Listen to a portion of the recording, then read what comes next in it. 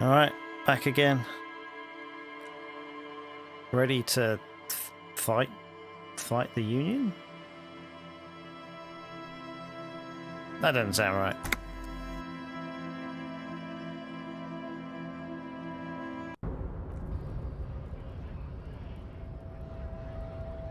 Okie dokie, shall I? Yes. Heal my morale up. Let's go see if we can talk to this guy up the top.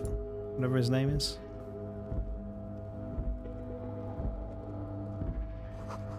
In case of a strike, press button behind guard.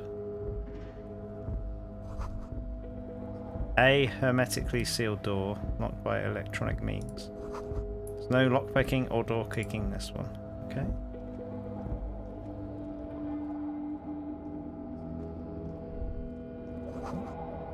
The Greater Revachol Industrial Harbour. Nobody comes close to Measurehead, just look at him, the wonderful hunk. Oh, all the ladies love Measure Hunk. Measure Hunk? Measure Hunk, that's his name now. Measurehead. Alright, I guess we're trying to talk to Measurehead. This could go poorly. Nobody betrays your degeneracy. Yeah, Measurehead. His body totally betrays his degeneracy. The young woman at the giant's side agrees. Don't say anything. Size him up first. Alright, shall we do that? Let's size him up. Are you admiring my morphophysiology? A ripple of muscle passes underneath his skin. He lets you look. It must be frightening to stand in the Oh shadow dear. of this racial pinnacle. Oh. Be calm, Sandwich. You are not in danger because you are not a threat to me. Should we say nothing? Let's say nothing for a bit. What is this androgynous display of sexual maturity? He looks down at you, taking stock of your physique. You hear your heart pumping fast and irregular. Your joints ache and you feel old, but still alive, somehow. Stop it! You are embarrassing yourself in front of this woman and your pedomorphic friend. This display of weakness may appeal to older women with a stronger maternal instinct, but it is a liability here on Battlefield Martinez. Jean-Luc, his body is betraying his degeneracy pretty hard. Maybe you can ask him to leave. Let's ask what they mean by that. You have succumbed to Al Ghul. What's our ghoul? His face contorts in disgust, as if he was smelling a dead rat. You reek of it. An invisible sword of Al Ghul emerges from your throat. You cannot see it, but others can. It is making the woman in my company sick. Kim, is it really so bad? Let's ask him. Bring him into the conversation. It's not good. Ah. It's like a rat crawled into your stomach, got drunk and drowned. Ah. I don't have a problem with Al Ghul. I just drink a little on the weekends. Your mouth moves, but the one who speaks is Al Ghul. Al Ghul? You are Alcohol? but a vessel for the Ghul now. Very little of yourself remains. Terrible news. Occidental Haplogroup B4 is done giving orders around here. The influence of the ham sandwich race is waning. Show him the ham still got. First, let me make this clear. I'm not a drunk, I'm a cop. I just have a drink every now and then. Everyone does. Actually, I think the ham sandwich race still has it in them. I'm the police and I need you to comply now. Take a step closer. That's a terrible idea. The race stuff is unimportant here. I just need you to help me do my job, please. Let's do this first one. That's non-threatening. The ethanol fungus is deep within your nervous system, pulling the strings. You are merely its pupa now. I see no hope for you or your kind. Alright, let's say the last one. The race stuff is unimportant here. I just need you to help me do my job, please. Begging for help. Attempting to pass via for cooperation. Oh, it's snowing. How far the Occidental hablo? It started snowing. You were once a noble and powerful race. You gave the world eugenics, electricity, and powerful weapons of war like missiles and aerostatic aircraft. You made great gains in metallurgy, race theory, and statecraft. You dominated lesser cultures, like the deformed Hemians and the inexplicably potato-obsessed Quakers. But now your ascent to the genetic summit has halted. You are obsessed with sadness and with frivolous pop culture. You will be superseded. Isn't that right, babe? It is, baby, yeah. You know it. Which one is this? One that's close to him? Which one? There is a button right behind him, just out of reach. It must be the one that opens the door to the harbor. Come on, I just need you to move at least about 20 centimeters back. Oh, this one here. Push him out of the way. Well, that's not going to happen, is it? You're right about all this now. I just need you to let me go into the harbor. Enough with this begging. You should leave the stage of history with dignity by inviting the other races to a great world war. Bring your troops to the Simonine Islands and to Boogie Street, and we will pulverize you. When you are gone, we will build a museum for you.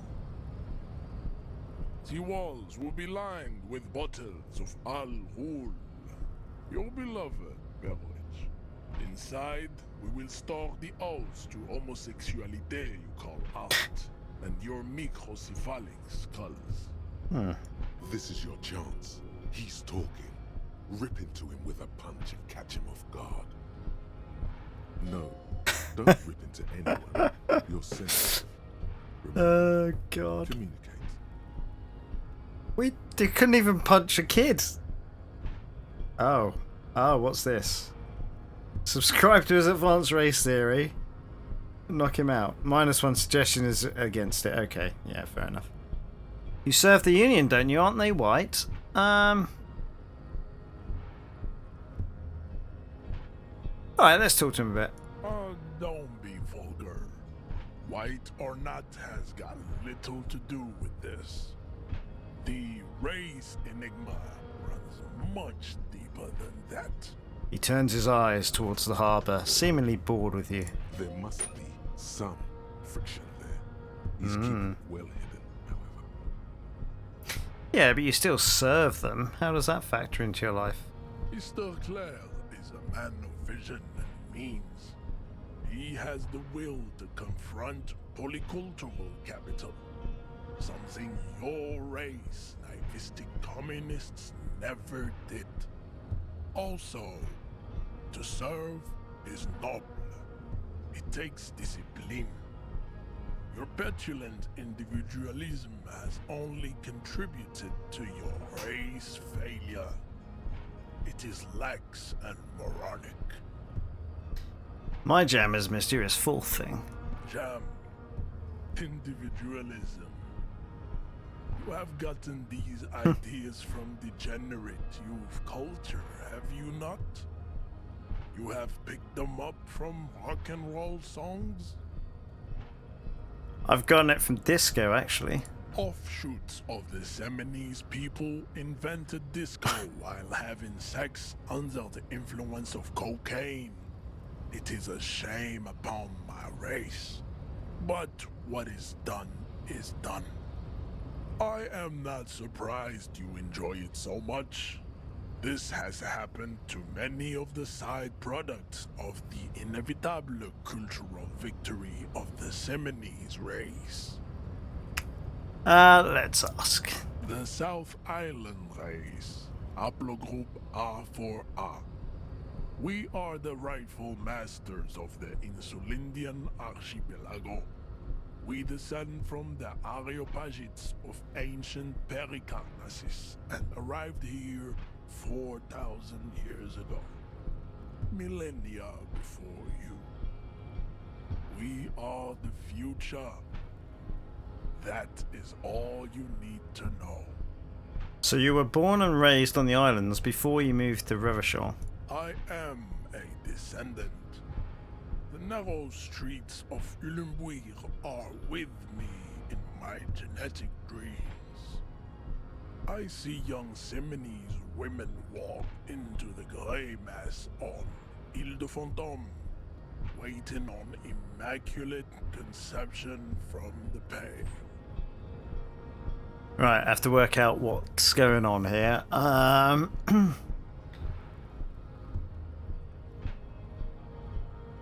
So, which way do I want to push him? Not really clear whether he would be more hurt.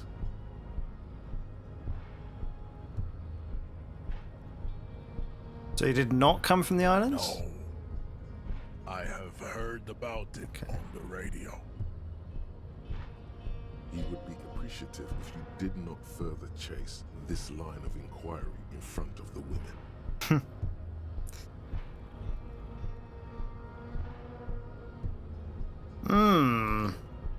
So, does that mean we should push it? Or does it mean that we should step off?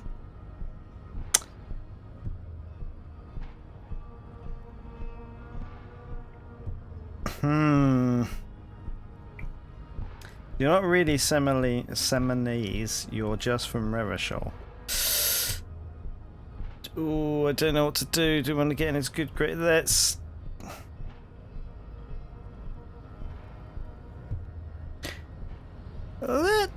stay on his good side, shall we? Yes. Kim, what do you think about this? I think this racist is better than the last, but the next racist will be the really good one.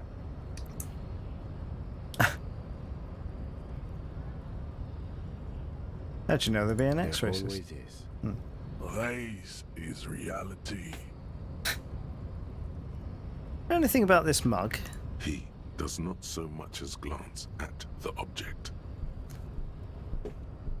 Know anything about it? Stop showing me your pathetic cup. I have no interest in it. Does he strike you as the kind of man who puts mugs into trash? No, probably not. What are those tattoos of yours supposed to mean? Racists are generally not very good examples of their race. Gestures towards the lorry man down the street. I am not like them. I am craniometric perfection. I have taken the trouble to permanently draw a phrenologic grid on my skull and features. This should dispel any doubt. Say nothing, I think. Your silence betrays your inferiority. Mm. You do not have a reply. You should enter a deep race slumber. Perhaps in 4,000 years, there is need for a servile homunculus. Okay, let's try and... Oh, +1 tactful in front of the woman. So we did go the right way if we want to be kind to him, shall we say. Let's try it out. Ask what kind of races there are first. Classification is core to this stuff. Okay, Measured, I'm new to this world. Help me understand its races. I need to know what kind of different races are there. Do you? This is for the thing. The lieutenant looks toward the harbor's electronic door, and then to you. He lets out an audible sigh. You are obviously a liberal, Sailite. A polyculturalist. I can see it from your love of microtechnology and your your sartorial choices. Do not deny your friend the truth you have denied yourself. There are 3 categories of race. Type A, the heroic races. Type B, the servile races. And the vile CF race cauldron of pederasty. Which one do you need education on? Alright, let's go for the heroic ones, shall we? Those are the Simonese, the Areopagites, and the Occidentals, excluding the Maun, of course. The Maun are riddled with eczema to the point where they find it impossible to smile. They are all lactose intolerant, a common result of inbreeding. Okie dokie. A receding genetic pool has led the Maun on reprehensible street parades. In Maun cities like Stadskanal and Vredefort, wearing wooden clogs on their feet and little green tassels on their hats.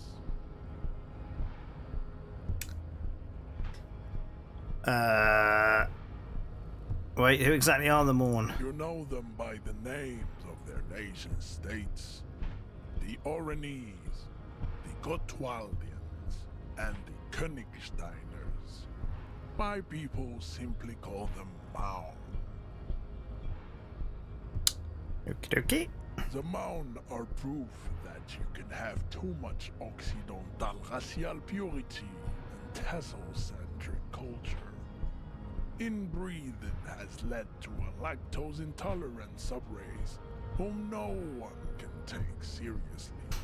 A lactose intolerant subrace. Yeah, okay. Got it. Who are Type A then, in your view? The Vespertines and Messenians of Vesper and Messina, the ancient Meteorans of Meteo by the golden Pisantic Sea, the Suren of Sur-la-Clé, and even the North Königsteiners, all have Type A race propensities.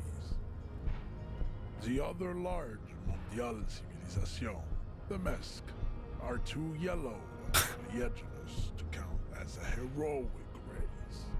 True, they are violent and expansionist, but they have a glandular problem. He draws his finger across his face. Overproduction of sebum.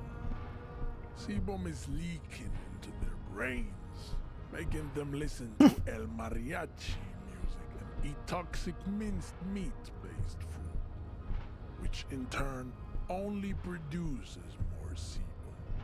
And who are the Semonese and Areopagites in this? As proven by the Maun and the Mesk, Occidental Type A is in retrograde.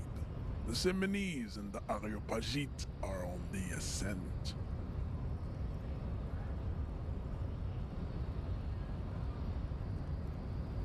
Did I ask this already? The indigenous people of this, Semonese are. the Insulindian archipelago. The Semonese inhabit the southern islands.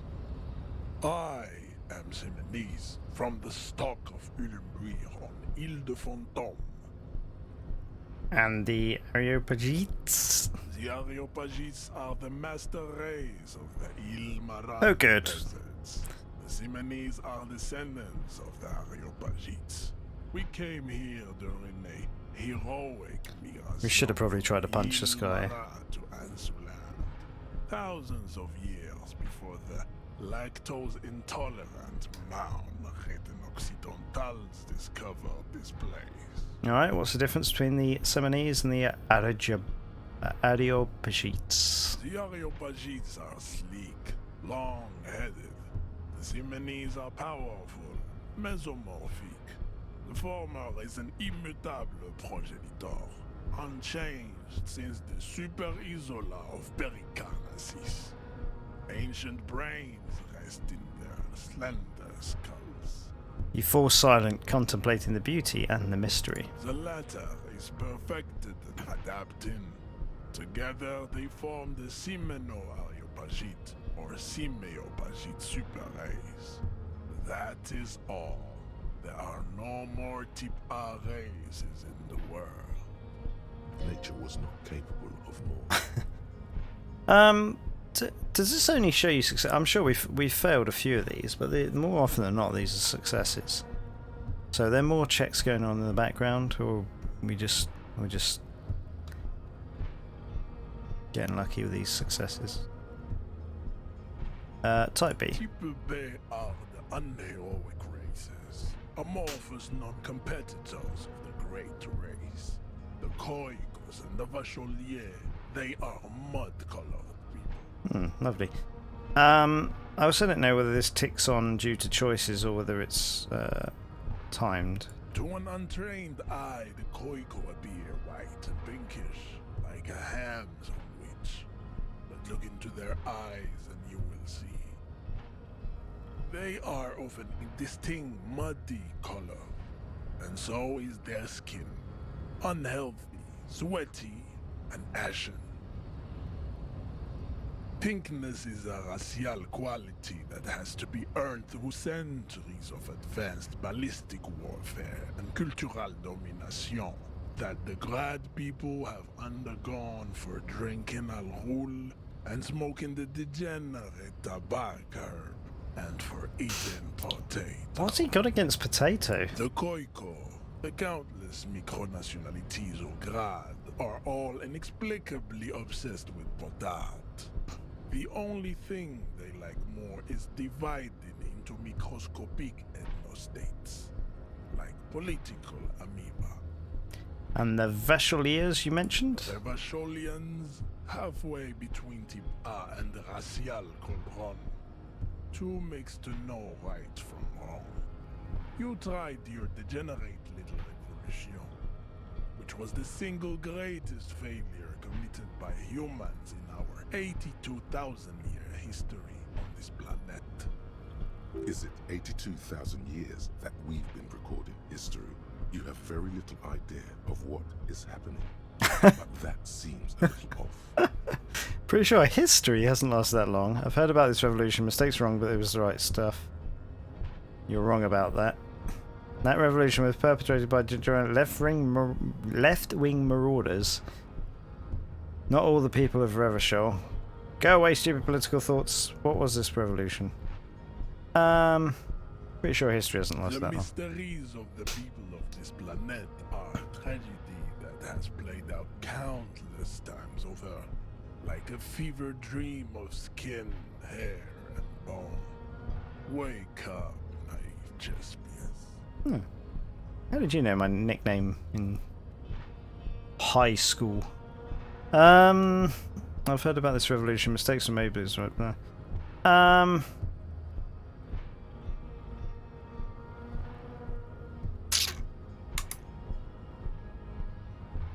You tried your degenerate. So, I mean, am I trying to appease him completely or not? I don't know.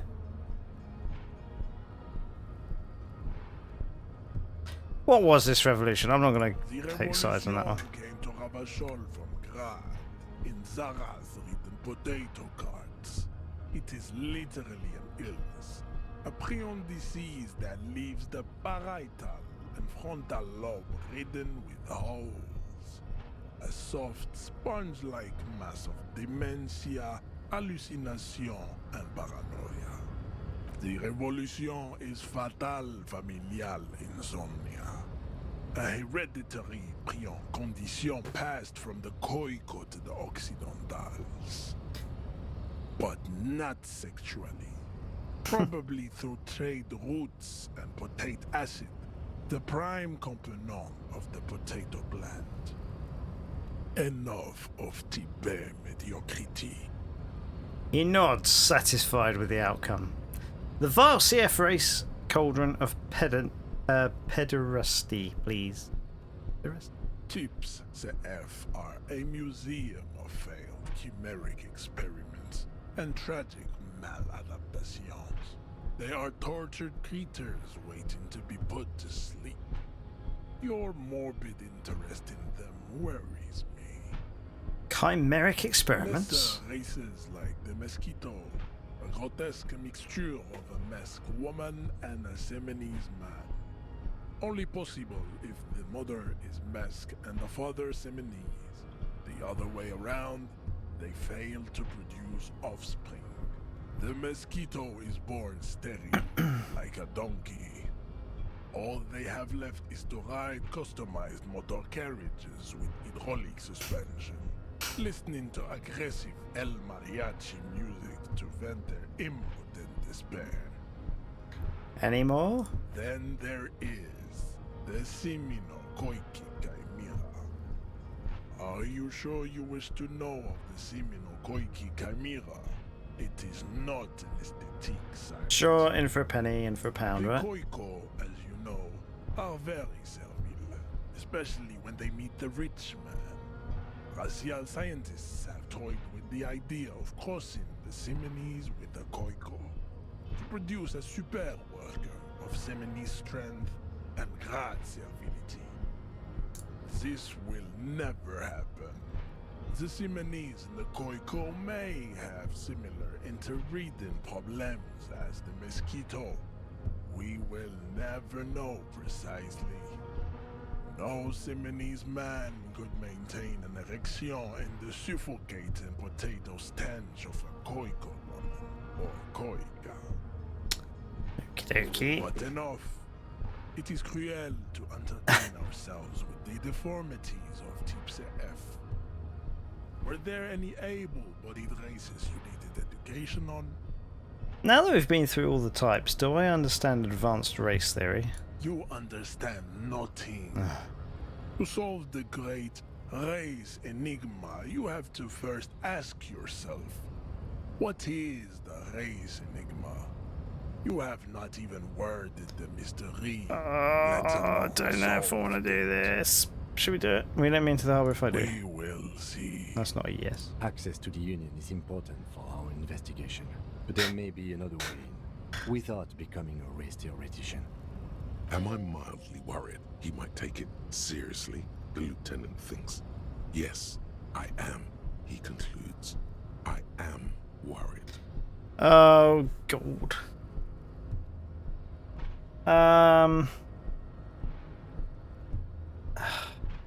Let's go for it. You need to internalize what you have heard here today, then return to me.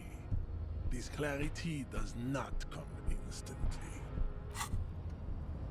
Oh, I'm still on this.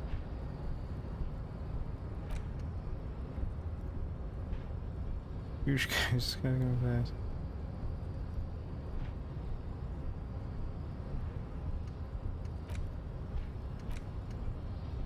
Oh, what do I have to...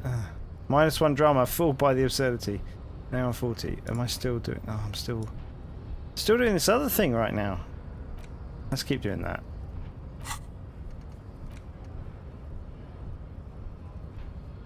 Put the advanced races theory into a free internalizing slot in your head. If there are no free slots, free one up.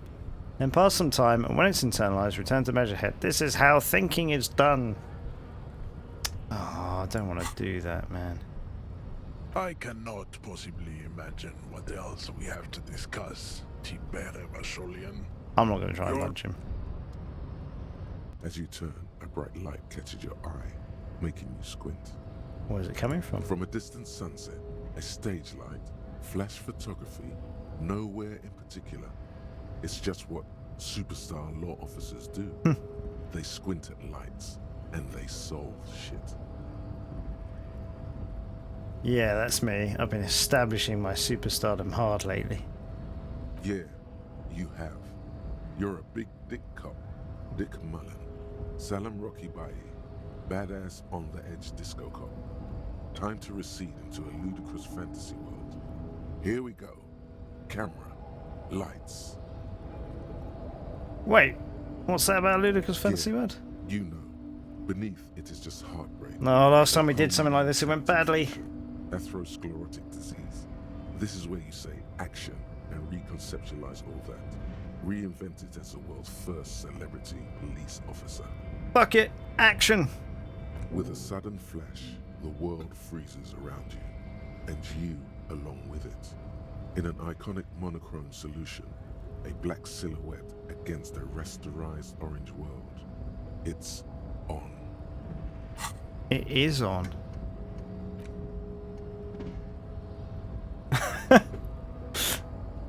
Oh, I'm getting a bonus. No, I'm getting a. Am I getting a bonus from logic? I don't have any logic because I'm dumb as shit. So I'm getting a bonus to the -2. It's not clear.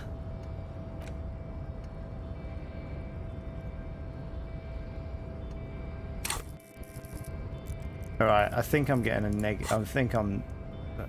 I don't get it. I don't know. I don't know whether it's.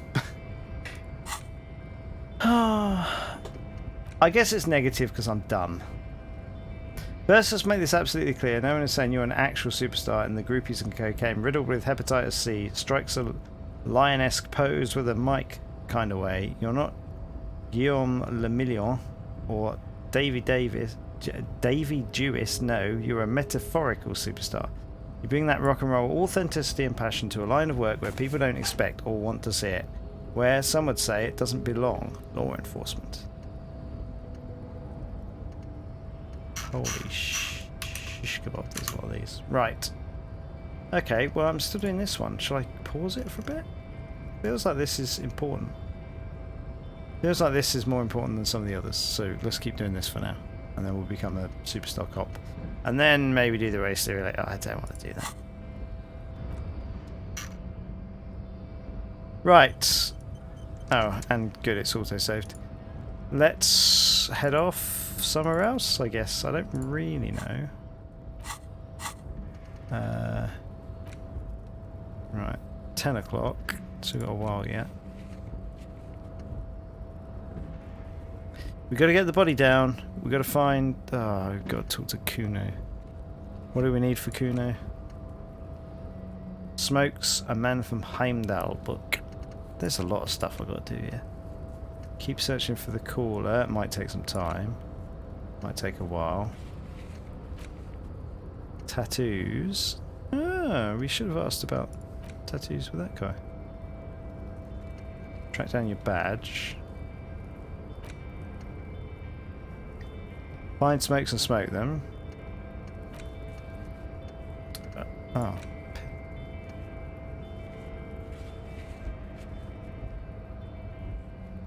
Alright.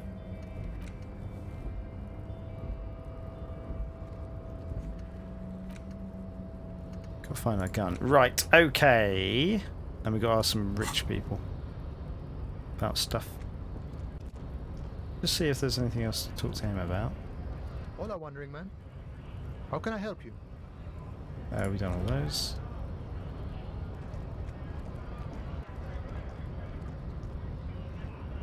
Talk to him again, quickly. Right to work! Right to work! I'm a bit. Shame on you! Do you have any tips on how to punch a guy out, do you? Say a really big race theorist guarding a button. Not before you get in there and get your ass whooped. Learn by failure, I always say. No. He might have some advice, but you got to at least try to fight Measurehead first. Return if you fail. Let's fight Measurehead! We're gonna do it. We're gonna roll 2 6s and we're gonna knock him out. You'll never expect this. The unpromising race pupil returns. Here we go!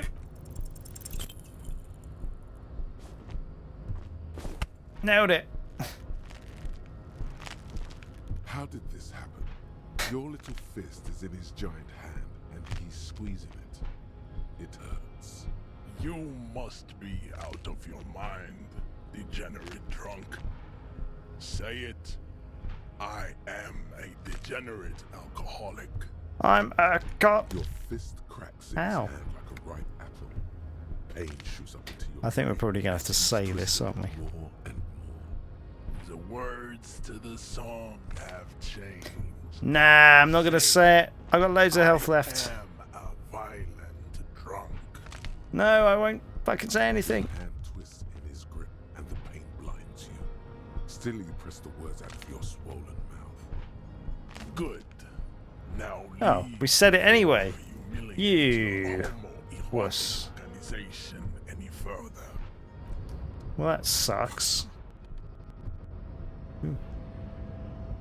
Ooh, we could have drunk some alcohol and gained +1 to physique. I don't know how that works.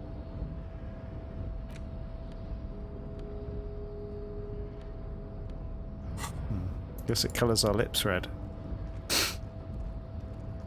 Alright, let's go see if he's got any tips. Oh, I'd appreciate it if you didn't force us into situations where I may have to shoot random civilians, because that won't get us anywhere. I'm not even sure the one bullet my chamber holds would even prick that hook. okay, I was trying to assert my dominance over him. We're not here on some political quest. We are here to solve a crime. Don't make the situation any more volatile than it already is.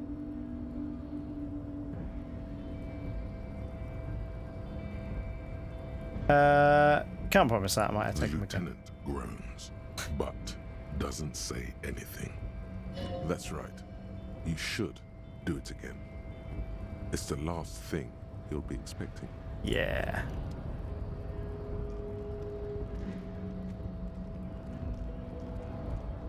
Right, tips. Nice aggression with the native. Don't let the chief fool you next time. You don't need to be that up in his face. Leave yourself space to move. Not bad advice, actually. This might do the trick. Let's talk about our right to work. I need you to be my champion against Jean-Luc up there. No, I'm not a fighter. I'm a worker. Okay. I can empathize. Ooh. Someone's dropped some cash. Cash money. Okay, what's going on over here? Oh, more cash money. Oh, rolling in it. A lorry stuck in the traffic jam. This big, heavy Grad-made machine is well kept for such an old machine. Okay, let's look in the window. The windows are clear. They've been recently washed. You can see a lorryman's cabin with personal belongings, stickers, insignia. What kind of stickers and The insignia? driver has adorned his space with a substantial collection of peculiar paraphernalia. Proclamations goody. about honor, strength, and purity are glued to various panels. What about the back seat? The back end of the cabin has a small perch to sleep, large ashtrays. There are several suns and wheels sewn into the curtains. Racist nationalist paraphernalia. Not unusual in this part of town. This is our guy. Lieutenant nods towards a racist lorry driver. I think this lorry belongs to our tough guy. Likely, yes. This guy's proud of who he is. Drapes it all over his machine. He was acting tough before. This probably scared him a bit. Who knows when it will come in handy? A slightly scared, racist lorryman. He was acting...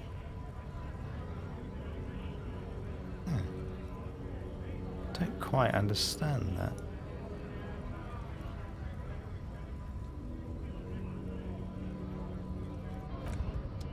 Come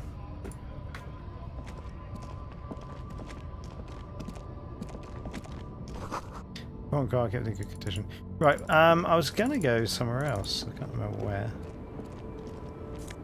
Oh, more cash. I'm just stealing money from everywhere. The small, wrinkled woman does not greet you. She nods along to something on her radio. A photograph is clutched in her hands, and there is a warm smile on her face. It's the warmth of a winter night's fire. Maybe she could give you comfort and shelter, some cigarettes and food money. Maybe she's your... Grandma? Nothing. Her smile just keeps widening. Her hair is grey like lead. No, this one is a monster in disguise. Excuse me, Mum, I'd like to ask some questions. No response. Wherever this woman is, your words fail to reach her. Snap our fingers in front of her face. Wait, Lieutenant stops you before you can snap. she's just a distracted old woman. Better to leave her alone. Why? Why? I just told you why. You say so. Right, Kim, what are we doing now then? What do we need to do here? Let's grab some more money. Ooh. A white tank top. Can we wear a white tank top? Why is it orange?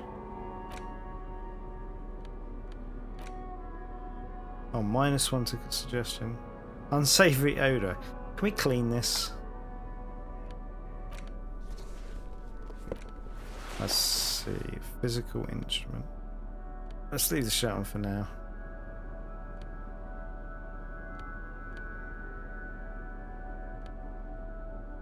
We'll find our other shoe. No one's made a comment about us only having one shoe.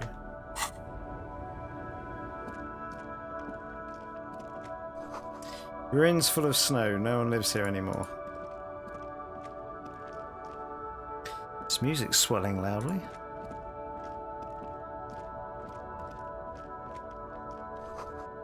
A bold slogan, Humanox, covers the truck.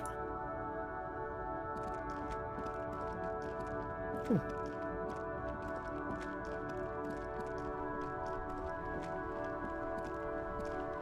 I am a gander and a hunter and a gatherer. Feel like a traveler. Man mutters to himself, accenting the beats as he goes. Let's keep listening. From another planet. Hey there. What's going What's on the here? jam, my man? Motions towards the sprawl of lorries with a sweeping gesture. What's the jam? It's a traffic jam for the ages. Harbor gates up the street are shut tight. No explanation given. Workers on strike, scabs agitating, an all-around clusterfuck. Meanwhile, we're all stuck here in long-haul limbo for days upon days upon days. Upon days. You glance south down the road. Yeah, right. Limbo, huh? So that's where I am. How cool you... So, oh, cool. So how long you been here? Let's say Limbo, huh? So that's where I am. Yeah, exactly. How long you been here? Feels like forever. Like I was born on this here roundabout and this was all I ever knew. Just me and the metal and the tires, the oil and the fumes of mazout. Extravagantly phrased, but I can roll with that. Yeah, imagine. It's been a whole week already. He snickers. Behind the laugh, however, a touch of sorrow. So tell me, what do you need? Got any smokes? Get a spare some change for working stiff. Tell me more about the strike. Got any smokes Nope. on you? Don't smoke. No, towards the big lorry behind Some me. of the other drivers do, though. There's still a few around, waiting for the jam to disperse. Or waiting for the sweet release of death. Yup, nothing wrong with that statement. Failure! Your senses have nothing to add. You left the ask around elsewhere. You could also check the kiosk down the street I guess I'm just getting lucky with the rolls. with 3 T's. Rebishaw's weird. Care to spare some change for working Huh? stiff? Oh. No, I ain't got any money. They don't want to pay for unfinished work. Sudden financial duties snap him out of his days. The bosses, They man. who?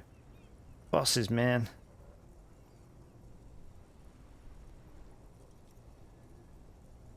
Don't know who these bosses think they are, but it sounds like a good arrangement for them. Yeah, it sure ain't good for me. Or you. I'd spare a coin or two for a city cop down in his luck. If I had saved 4 myself. Tell me more about this It's like- strike. Whatever's going on over at the docks. Workers got a blockade set up, making demands. No way in or out. What's the union demanding? Some pretty wild stuff, I hear. Like a giant new power crane in half the company? I forget what exactly. Good on them, I guess. I've heard talk there's a company rep in town, too. Like a strike negotiator type. They'd know what's up. Precise demands and so on. Ah, yes, from the Wild Pines. We'll meet her soon enough, I'm sure. What do you think the company wants? They want to keep that money flowing in, my man. Ka-ching. He makes a ka-ching sound. Sounds like ka-ching. Anything else I should know? Anything else? Yeah, this ain't really my area of expertise. I just do my job and get paid. I have things to do and places to be. All of us do. All of who? Us lorry drivers. Camionneurs. You still hang around here waiting for this mess to end. Most have scurried off somewhere to get drunk or high. Or laid. Not that I blame them, really. Not you. Not my thing. Chasing transient pleasures is a drag these days. I prefer the examined life now. Thinking, reflecting, observing. He glances down the road towards the horizon, a glint of something in his eye.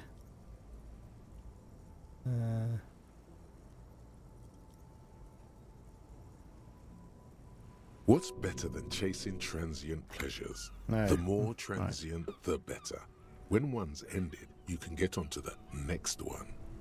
Know anything about the dead man? The one hanging behind the hostel there? He ain't one of us drivers. I know that.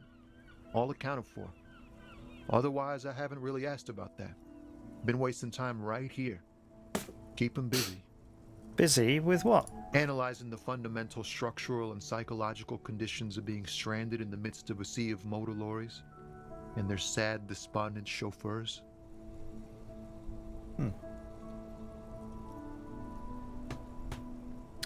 And your conclusion? A sense of surprise there ain't more bodies hanging from more trees. What are you hauling anyway? Oh, high-grade narcotics, illegal firearms, stuff like that. Here we go. Time to arrest him. You're under arrest. Ha! No, I'm joking, my man. Yeah, I was as well. Found runs a nice, clean business. This haul of cargo is mostly sporting goods. You know, tracksuits and that kind of thing. They usually get shipped to Grad in the Occident. Though we've been making headway in the Il Moran market lately. That's your machine behind you. This rockin' beauty. Sure is. Like a rash you can't get rid of. You interested in heavy-duty cargo machinery? Yeah, always a pretty neat. Neat. For carrying large quantities of cargo a long distance. These found tracksuits need to find their way to the kids way out in Wamrau and Laurent Bird somehow. There it is again. A little touch of sadness beneath his cool. He thinks he's spent too long in this lorry. Probably has. Nothing illegal. Not huh? unless they've illegalized sports equipment while I was on the road. Could I get one of those found tracksuits you're hauling? We're pals and all, but I can't just freely hand out the merchandise. The bosses won't be happy. Right, I had another The question. man taps his fingers rhythmically against his arm. Ooh, formidable, but we're at a 42 and we've got loads of empathy. What do you see in his eyes? Should we go for it? Should we go for it? I need a 13, I've already got a 5, so I need an 8? No, less than that. Yeah, an 8. We need an 8. Let's go for it. What do you see in his eyes? Ease into it. Damn it! Don't go too far. This seems like a personal matter. Man, you look sad. What's going on with you? I'm okay, man. Just... the jams got me down. The fumes, the chemical rainbows, the tarpaulin stretched on the frames and the dull engines off. Man recedes into his days of words. Maybe the full-on, direct approach wasn't correct. Damn. It's tricky business looking into someone's eyes and not doing it wrong. Okay, so we have to put skill points in empathy. Right, okay. Yeah, I'd like to do that. Have we got any skill points at the moment? Or did I use them? No. Ah, so... Right, so this is the most amount I can level up? Is that right? So it can only put 2 more... Yeah, that must... That's what it must be.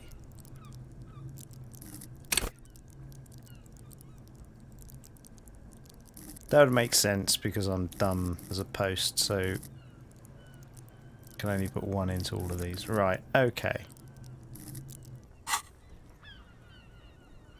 I'm good for now, good talk. Don't be a stranger. Salute with 2 fingers, you bastard. Ah. It's lovely to have a spammer in the chat. I get to report. fun time.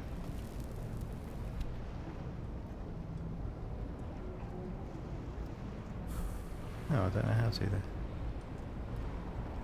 I don't get enough.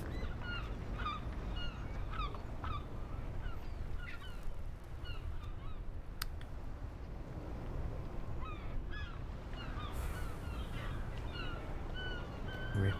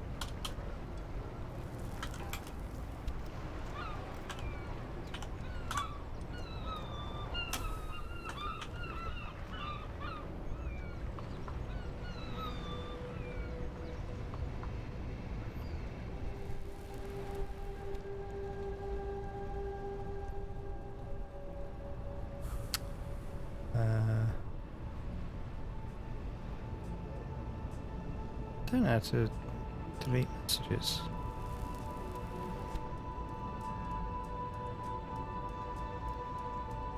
It's pretty dumb, huh?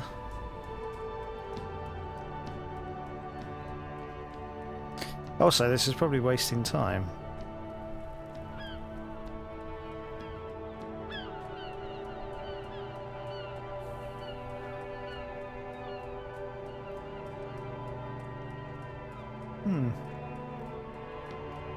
Oh well. We can live with this, I suppose. Now, was this always at 4:06? Has that time changed or not?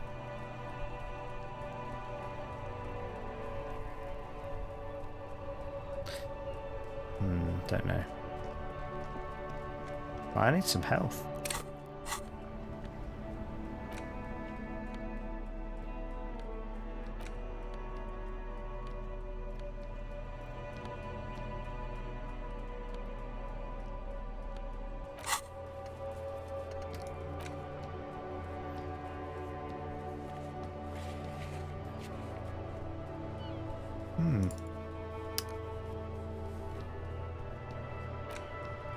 Right. Inside, you see a set of steering levers, a radio microphone, a pull-out toolbox, and the soft glow of the fuel preheater gauge. Right, let's ask him more The about white this. suede feels luxurious under the touch, and the metal clutch handle so very familiar in your palm.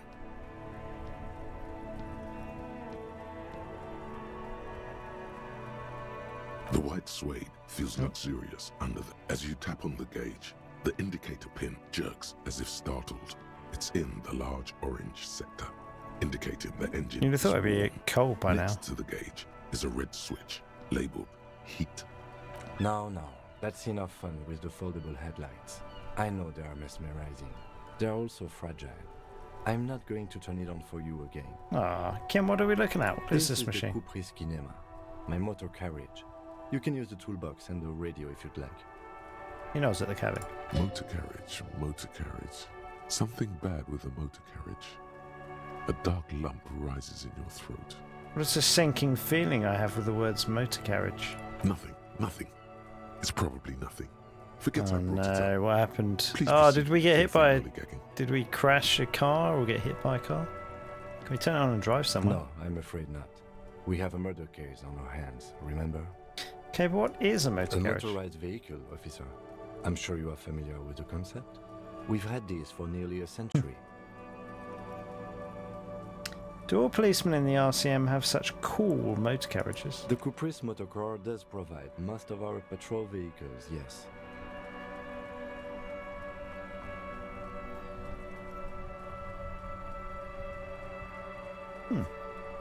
But this is different.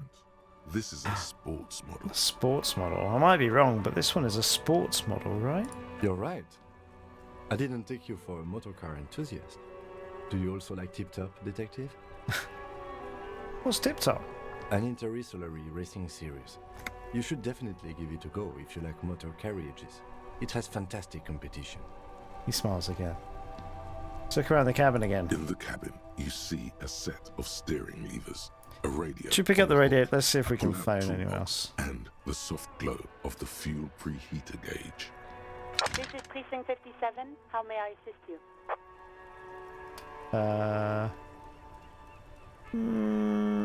You know what? 57. I'm not going to do over that. and out. The voice In disappears the into the cabin, void. you Right, let's close the door. Alright. Some great tectonic forces crack the pavement like an eggshell. Let's sit on the bench. The worn and beaten wooden planks of the bench do not look overly comforting. We can sit on benches after we've solved the murder. Let's go. Where should we go now, Kim? Yes? Oh, don't worry. Oh, there's stuff over here. There's stuff everywhere. I've hardly been anywhere. I don't know how big this world is. Oh. This book has a rose, a pistol, and a half-naked dame on its cover. The book appears to be erotica, but without actual erotica. On the cover stands a very muscular man surrounded by flames. Oh, this is a sales thingy. One of them book sales things. It's a book about pate. This book, you don't really understand what it's about, nor does it seem important. A book about boyardiero culture. It promotes freedom and roaming upstream. Book about the future. The government reads your mind using radio technology. Oh, that's it. We can go inside. Let's talk to this person first. Hello, sir. Step right in. The store is open. A young girl with chubby red cheeks waves at you, smiling. Her nose is also red from the cold. Hello. Are you interested in a new and exciting book? She stomps her feet to feel warmer. What kind of store is this, It's anyway? a bookstore, sir. We sell books, postcards, and some board games. It's called Crime, Romance, and Biographies of Famous People. It's not a very snappy name, is it, really? Selling books in a bookstore, straight to jail. Whoa, whoa, whoa, whoa. Hold your horses, little girl. Oh, no. What's a postcard? That was a challenging roll. Hang on. Oh, man, I'm dumb. A postcard is a small cardboard picture. You can write a few words on the other side and send it to your friend or beloved. What's a book? That is a book. They have stories inside them. It's like someone told you a story in a really long letter. Oh. She is unfazed by your questions. She would consider it impolite to point out any perceived weirdness. What's a board game? Board games are like little games on a table, made to pass the time. There are several different ones, but sailors here mostly buy cards. Interesting, thanks. My pleasure. Anything else you'd like to know? Got XP. Is it okay if I ask you some Okay, questions? sir. I'll try to answer any questions you have. I hope they're about books. I shouldn't really talk over the start of the sentence, but what's your name? My name is Annette, sir. My mum, her name is Plaisance. She owns the store. She's inside minding the register or organising the stock. The girl gazes at the window, then suddenly jolts, her eyes wide as if recalling something. Feel free to step in and browse our wares. You're standing out here in the cold because... I'm signalling that the store is open. Otherwise, people might not know. They'd miss out on the crime, romance, and biographies of famous people. A sudden gush of wind turns the pages of the books on the counters. She covers her face, smiling. But she's cold. You're cold. Can I help in some way? Kind of you to offer, sir. Doesn't know what else to say. What could you do to help her anyway? I could help her by brutally dismantling the free market. Let's say I should have a word with the store owner, maybe. Oh, no, sir. No. I'm happy to help Mum by luring in customers. Besides, I have some hot juice in my vacuum bottle to keep warm. Okay, shouldn't you be at school or something? I do my studies at home at the moment. I have to help Mum keep this place running. Isn't going to school more important than this? What is school, anyway? School is stupid. Yeah, we're not playing this very dumb, are we? I should be just being dumb. Oh, okay. Mum says it's necessary to do both because it builds character. Mum says a proper worker is dutiful. That's how you get ahead in life. You succeed. How's the business going? Mum says it's peachy. She was a little afraid at first. There's talk about this house being cursed. Behind her, the window has been boarded up. You sense the boards creaking, twisting for a second, and some kind of doubt in her tense shoulders. Cursed? In what way? Cursed in the way that makes them say that no business has ever really thrived here, sir. That they all go... Ass up. I wouldn't really say it like that, but I guess so. Sounds rather serious. I should probably look into this. Narrow your eyes and look through the creaking boards on the windows. We can go into the bookstore and ask about the case, but I don't see much more to look into here. Oh dear. Lieutenant makes a note in his notebook. Yes, please do look at our wares inside. The postcards and board games you asked about are also there, sir. What do you know about the other failed business? Nothing really, sir. Mum doesn't allow me to sneak around in the back rooms or the cellar. I don't really know what's there. She looks a bit disappointed. How does this curse manifest itself? It does not manifest itself in any way. It does not exist. I Come liked on, it better Kim. when we were talking about whether it's appropriate to stand out in the freezing weather. Fine, I'll show you. Anything else you wanted to talk about, sir? Stroke your chin. Enough about the curse for now. Maybe I can tell you about some of our books instead. Net looks at your shaved, prickly chin. It distinctly contrasts with the oily mutton chops that surround it. What's this crime business? Crime fiction is about murders or burglaries or things like that, and the work of a policeman or a private detective who's trying to solve a crime and catch the criminals. Wait, not crime fiction. I need to know what crime is. Just want to say, it's that bad. Point to your head. Crime is what we were solving before this conversation began. Why would anyone want to read about crime? It's exciting to people, I guess. They get to imagine dangerous things, and it's kind of like a puzzle, where you can guess who the criminal is, or how the good guys are going to catch him. I'm a policeman myself, by the way. You don't look much like a policeman. She examined you as if to find something policeman-like. Huh. Well, what does a cop look like then? Okay, then maybe I'm not a policeman, or I should stop being one. Let's do Didn't that. mean to offend, sir. Sorry, sir. It's just that you don't look like Dick Mullen. She points to a book cover on which you see a strapping Vespertine officer. He stands grimly over the body of a dead woman.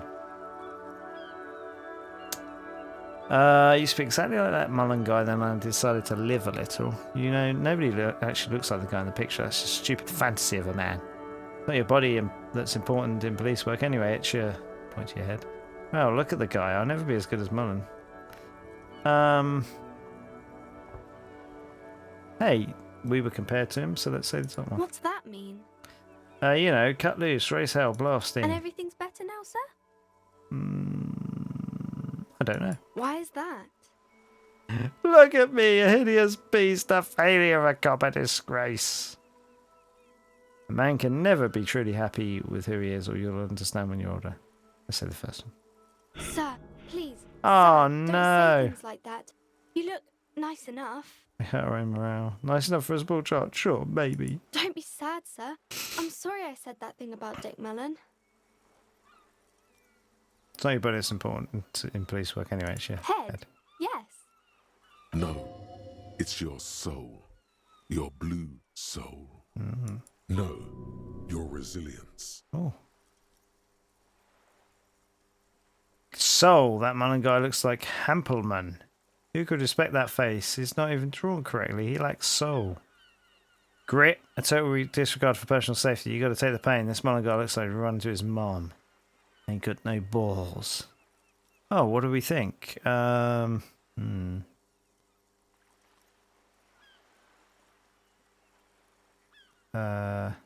does pain threshold mean?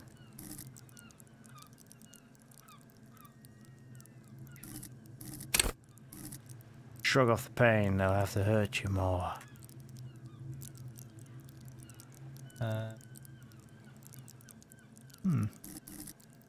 So, authority. I don't really understand what authority is. Where is it? There it is. Oh, just intimidation.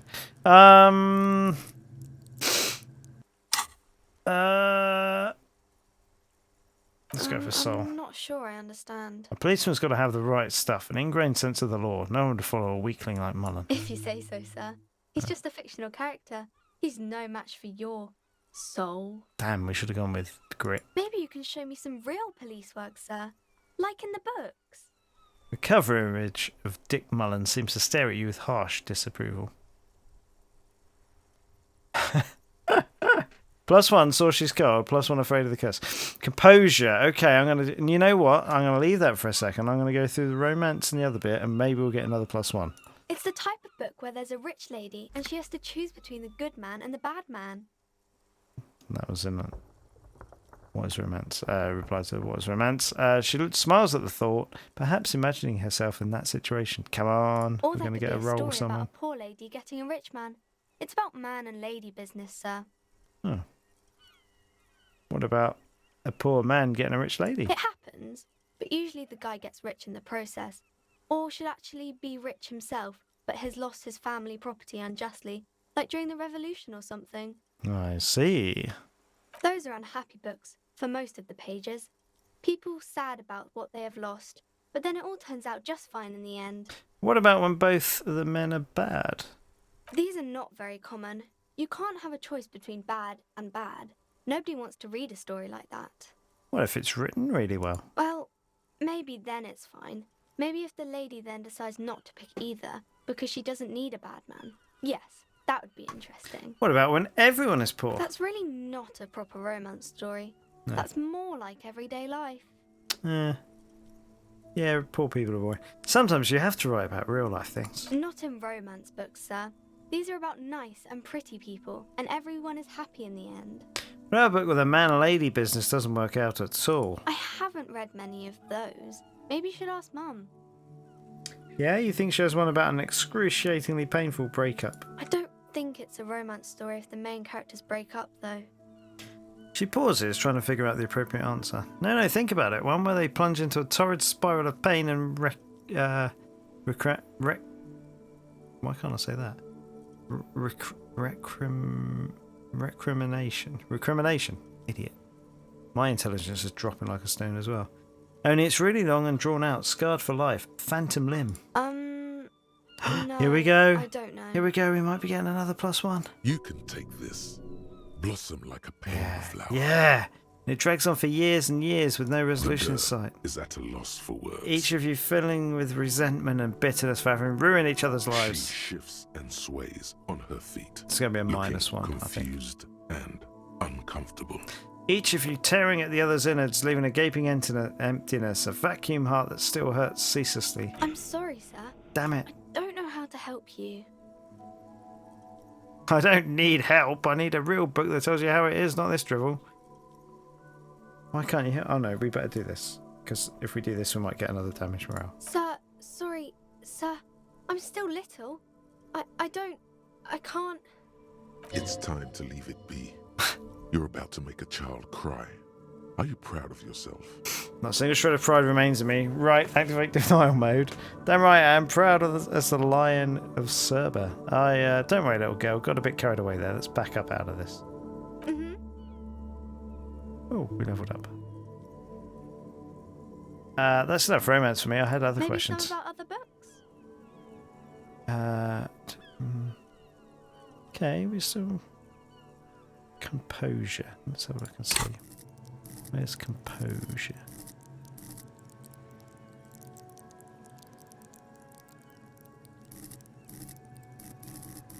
Composure's down here.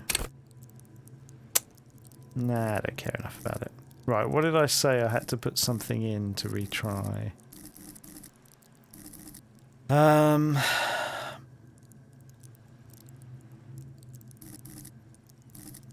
Empathy, wasn't it? I think it was empathy.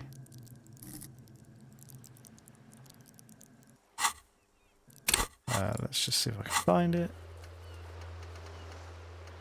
Oh god. This one. Empathy. Okay, I'll put a point in empathy. I think empathy is useful to be really stupid but really empathetic. Let's do that.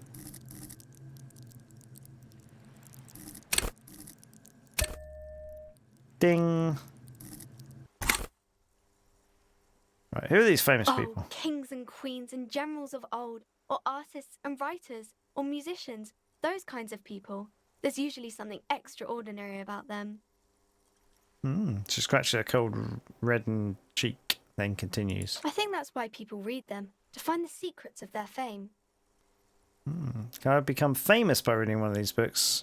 I don't know about that, but I imagine life is great when you're famous. Fame sounds delicious. Maybe someone will write a book about me one day. Fame is for vain people. I have better things to do. Famous people sound like a bunch of dorks. Let's do Fame Sounds Delicious because she's looking up to famous people. Why would they do that, sir? Oh. You know what? I'm going to get another -1 to morale if I keep doing this. So let's do this because I'll be a superstar cop in the papers and everything. That'll show. That's so cool. Maybe they'll make you a book cover picture and everything. Standing over a dead body, holding a gun. Yes, we leveled up one thing. Go. Should be a book of you. There should be a book of me. Here we go then. Okay, I'm going to deduce something now. We got 2. We need to get 12. Oh man. We got 5. Here we go. The girl keeps her Yes. hands folded, hidden. Why is that? And he just succeeded. Got 7. 12. Okay. Girl keeps her hands folded, hidden. Why is that? Hey, why do you keep your hands folded? What do you mean, sir? She looks wary. She knows where this is going. You don't need to be worried. I'm here to help. You can show them to me. Actually, I'd rather not deduce anything each time I deduce people get hurt. No, let's do this. I'm here to help. She looks around anxiously. Her hands remain folded in front of her. She doesn't want to show them. The lieutenant stands by, looking at the two of you with little interest. Oh, come on, Kim. A facade of true professionalism. He is far more intrigued by the situation than his poise reveals. Oh, really? It's okay. She brings out her reddened hand, her nails frayed, nearly chewed down to the flesh. You bite your nails. And you knew this from me keeping my hands folded? Super simple for a detective such as myself. A few other hints? No, just Well, that proves nothing. Anyone could do Ah, a deduction what? like that. Her eyes flash with defiance. She's not impressed. She actually is impressed. This is more like a defensive reflex. You think so? Fine, do better. Deduce something about me. You're quite sober. She snaps back quickly. The lieutenant does not flinch at the comment. He does not flinch even a single bit. He is intensely not flinching. It takes effort. And I'm having a grand time. I sure hope you are, sir. He rubs her red nose. There she stands, swaying on her feet, assaulted by the early spring breeze. She smiles at you. The whole situation suddenly feels familiar, somehow. What do we need? 4. We need 7 again. We've got a rolling 7s. Here we go. Well, what are you missing here? Why does this feel familiar? You have absolutely no idea. Familiar? How? You must have forgotten something you heard again. Man. Okay, bye. See you around the net. That's a massive failure.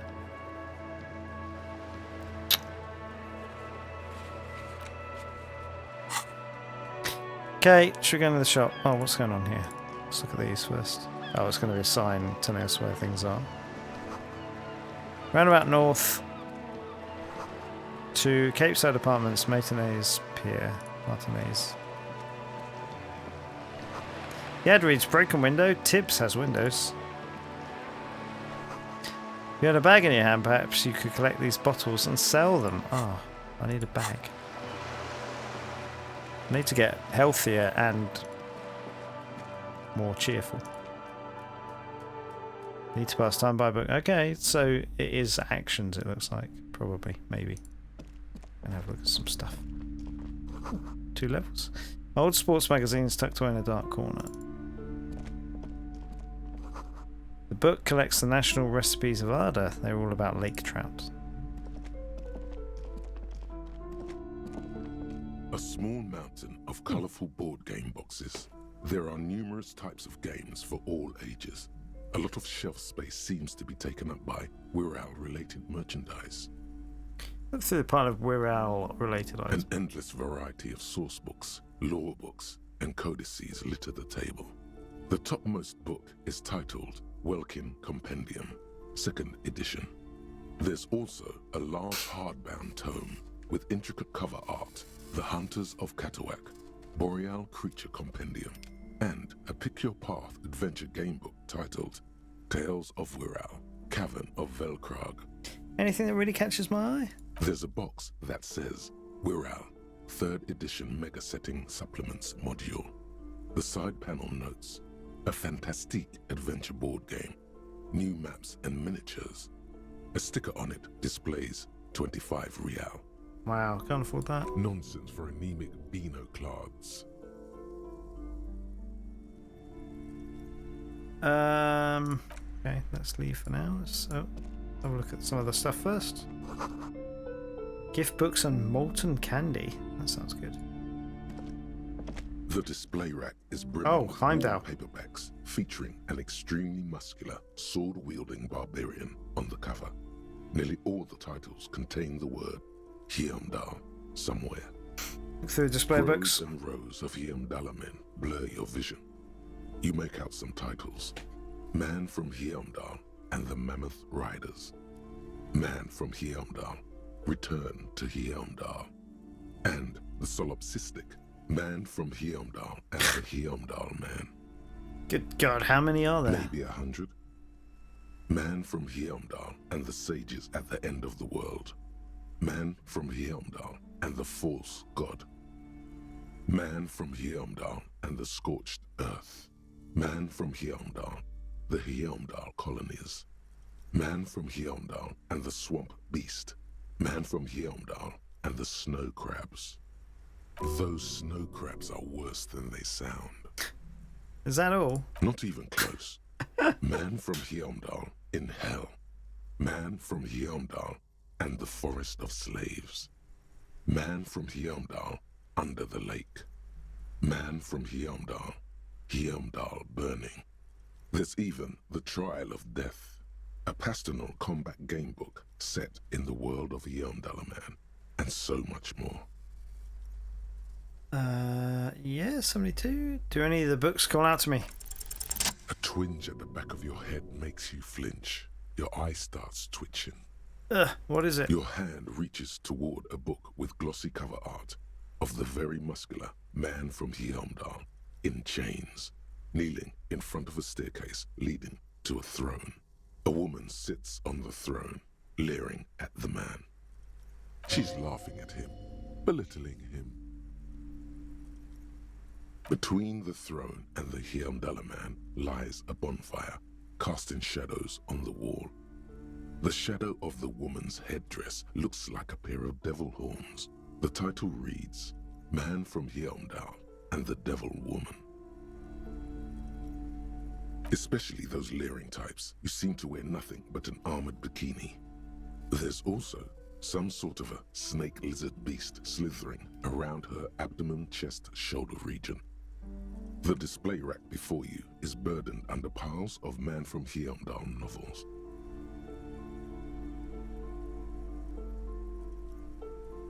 Oh, Man from Heimdall. A very popular series of adventure novels. They're awfully immoral and violent books. Why are they so popular? Blood and violence, scantily clad women, epic narratives, all those mystical things he encounters. They're bound to grab those with little imagination and nothing to do. Sounds good. Which one should I What does start it with? matter? They're all the same. However, the customer is always right, they say. If you're a novice of the series, I'd recommend Heimdallaman, the man from Heimdall. It's supposed to be a good introduction to the series. Okay, so we probably want that one for Kuno. We haven't got enough cash, and we also need to... Oh man, we need so much more cash. Is there any point to me being in here right at the moment? What's in here? You see a set of tattered curtains blocking the way to another room. A strange cage-like trinket dangles from the curtains. What you got behind here, lady? Excuse me, officer. The back room is strictly for employees only. Shopkeeper, what's behind the curtains? Nothing. Now please go back to browsing the books. Don't you feel compelled to look at the books? He's The fiddling, books are all you care fiddling with her about. pendant. Oddly enough, the more she tries to draw you away from the curtains, the more alluring they become. Some strange cage-like trinket. You see some kind of charm, an irregular polyhedron assembled from bones, sticks, and straw. Inside, a disturbing fish head with empty eye sockets stares at you.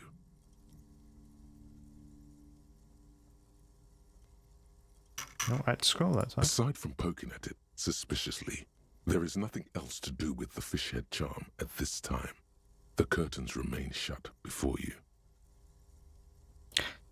Oh, this is the thing. Let's talk to the woman first. This is the curse. Welcome to Crime, Romance, and Biographies of Famous People. My name is Plaisance.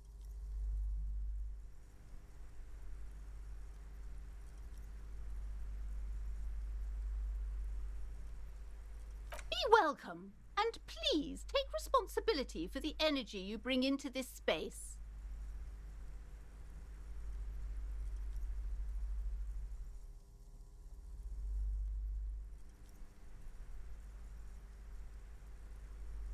A golden pendant hangs around the woman's neck, in the shape of what looks like a tiny fish head trapped in amber.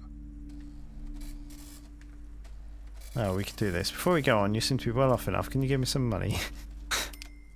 I feel like there won't be an opportune moment to ask later. Sir, don't be ridiculous. I certainly will not give you money. I would be doing you a grave psychic disfavour. Okay. She gives us a disapproving look. One has to earn one's success, even if one is a police officer. Handouts are nothing but manipulation. All they do is make you dependent. What is this insolence? She misunderstood. You misunderstand me. I'm a powerful feudal lord. I demand tribute. This is about traditions. Now, hey there. Sounds like someone isn't taking responsibility for the energy they bring into this space. Oh, I don't like this woman. Tribute? Power? These are not the traditions we're used to in this part of the world.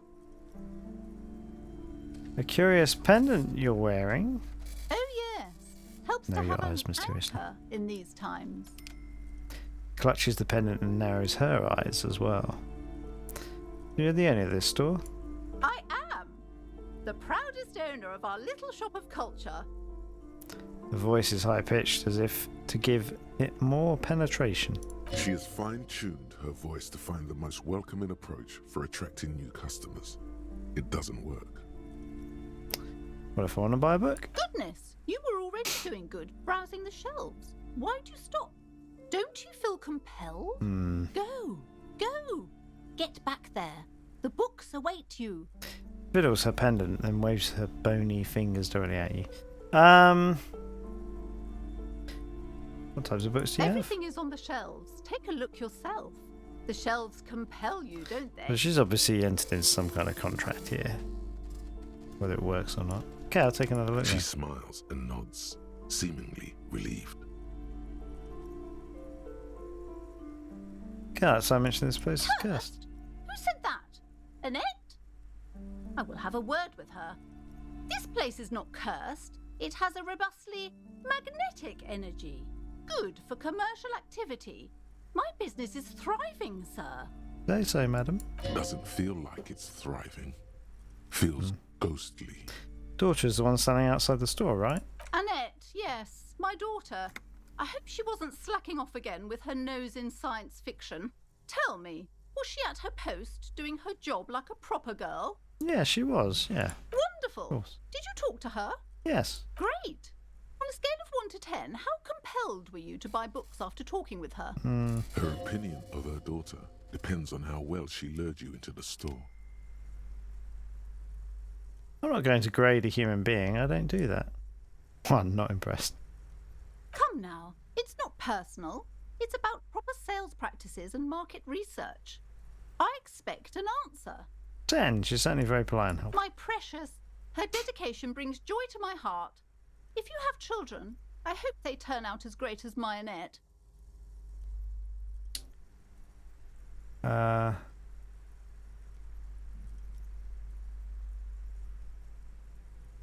The way you're handling her strikes me as wrong, and she's going to say, that's my daughter, I can do whatever. Mind your own business, sir. In our society, people don't get to tell each other how to raise their children. It's none of your or anyone's business. I'm here to dismantle the free market and abolish You child must be labour. kidding. There's nothing like that happening. Depends how much do you pay the kid. Good, sir. What does a young child do with money anyway? No, I save it for her as a fund. She's securing her financial future out there. Slap the cuffs on her. Formally reprimand you for your corrupt activities. Oh, of course, officer. Good work. Are we done with the jokes now? Yes, we've had quite enough fun here. Right.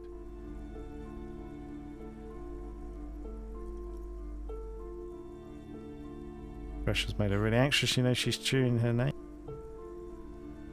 God, I've told her not to do that. It's disgusting. And I told you to mind your own business. Clearly, you have no idea how hard it is to raise a girl in this economy.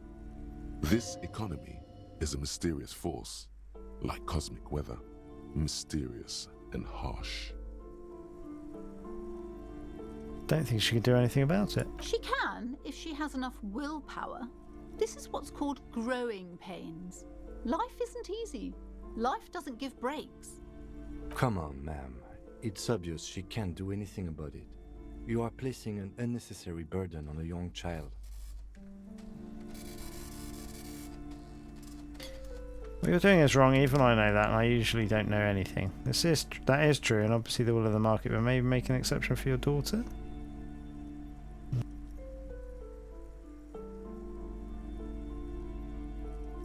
Yeah, actually it's super alright. Kids chew their hands off. Forget I said anything. Right, this is a good middle ground, obviously.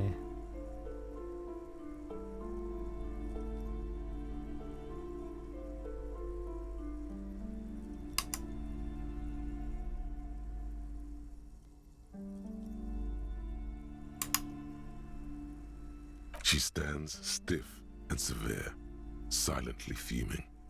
10 or so seconds pass without change. Oh no. Hold on. I need to invite her inside and apologize. She must be freezing out there. That's a bit weird. There. I don't know what to say to you. My husband, he tries to teach me business lessons. I have what my mother called a dull mind. All this stress. She stops, but her mouth keeps moving. It sounds like both the husband and the mother treat her the way she treats Annette. The husband and the mother. You're like Annette to your husband and your mother. Oh, well, my mother was horrible, of course. Absolutely perverse energies around that person. But my husband... She shakes her head. My husband is completely different, of course. She told me she doesn't go to school anymore. She's been too busy helping me here. So she studied at home this trimester. This is a temporary solution, of course. Placent nods. I assure you, I of all people understand the importance of education. She will be back in school the moment the store takes off. Is this husband Annette's father? Yes, my husband is a successful entrepreneur east of the river. If only he were more involved in the business we're running up here. No matter. Soon we'll both be off for Grand Couronne. Wait, Grand Couronne? What's that? It's a proper place to live. One of the most peaceful neighbourhoods east of Jamrock. You may know it for its massive housing projects. Oh. Most of the buildings are empty at the moment. It's a great opportunity to get ahead of the It's crowds. getting late. Better times ahead for sure. Your husband's also involved with the bookstore? He made the initial investment. Since then, he's been what you might call a silent partner. Is she an only child? Yes, I'm afraid so. A real treat she is. It would be nice if she had... No, we couldn't have afforded more children, really. Not in this economy. Why not? We're quite busy people, you know, my husband and I. quite busy. Children are a lot of work. You don't look like a father, so I don't expect you to understand. I'm sorry. I'm sure you do understand. Right, that's something else The in woman mind. looks aloof. Her features much softer. Occasionally she glances at her daughter's silhouette. Well, for now, book peddler. Well, that's kind of good, I suppose. Should we go and talk to Annette, or should I try and break into this room? Upstairs. It's going to be the famous people section of the bookstore. It's a tome of fascist magic, rather candid.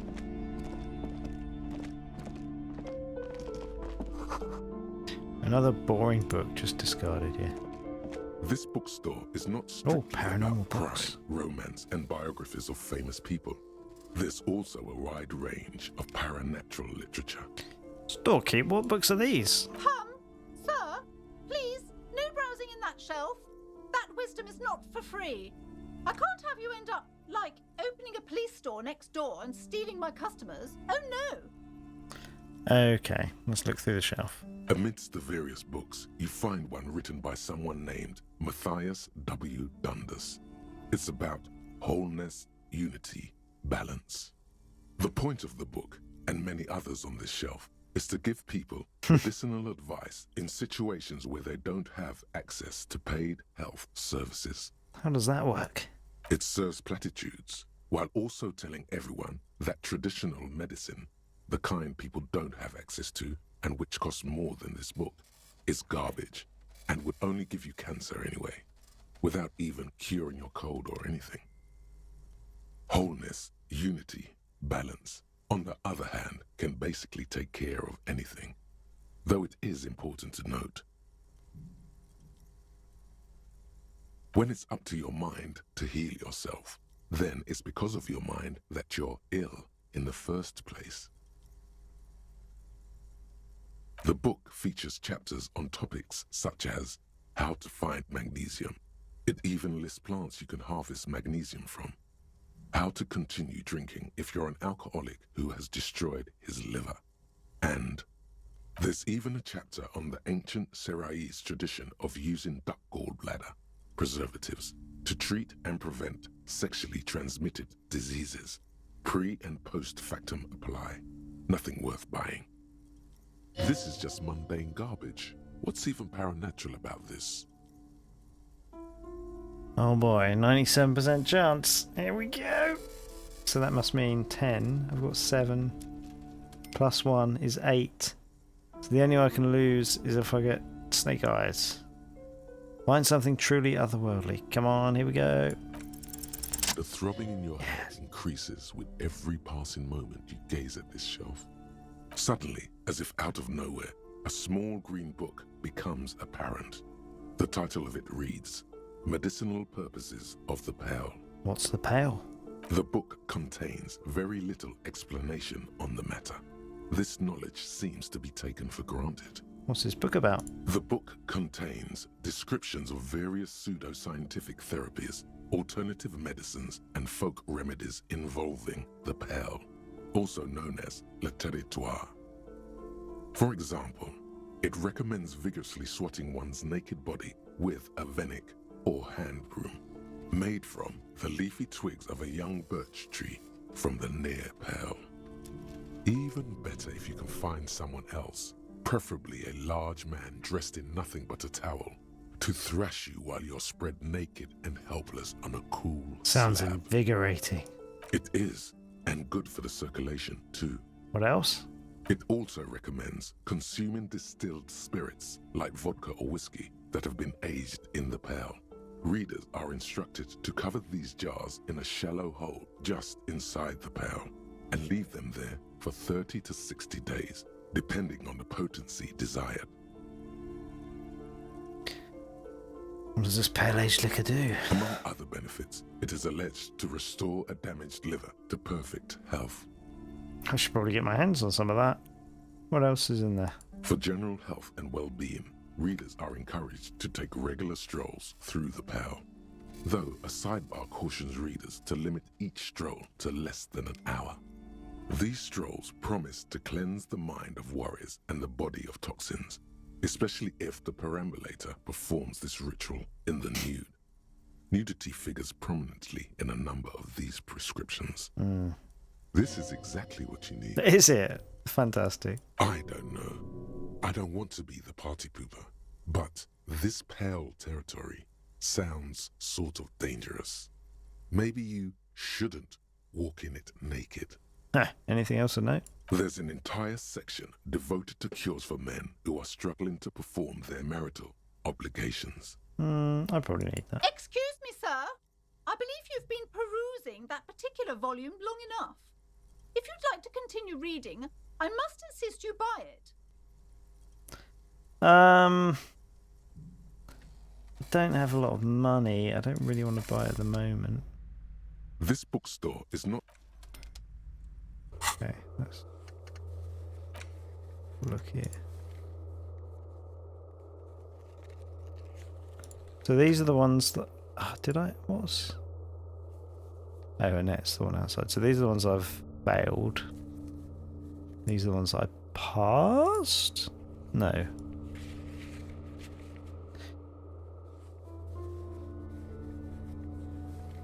Those ones might available to try now. Are you sure? I don't think they are. I think I need to level up. Do I not? The plaque on the shelf reads, biographies of famous people. You see a large variety of names, none of which ring a bell. Storekeep, anything of note in this shelf? I would say... The Greatest Innocence. Yes, most certainly. It's an important educational tool delving into the depths of history, religion, and their relation to innocentic power. Who or what is an innocence? A very influential historical figure. But surely I don't have to tell you that. You're a law officer, and law officers have at least some education. The book is also very daring.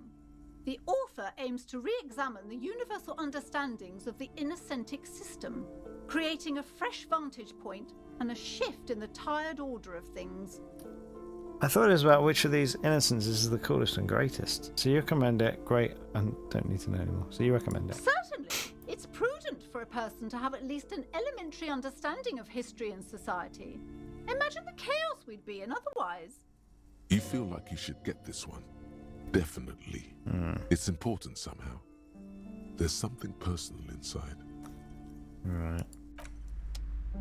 We'll have a think about that, shall we? Right, so let's try and let's open up this. Let's pull this curtain aside. The curtains, tattered with age and covered in dust, hang before you, as if taunting you. I don't know about this cage-like trinket. Let's pull open the curtains. Just as you're about to pull apart the curtains, the petrified voice of the shop owner cries out once more.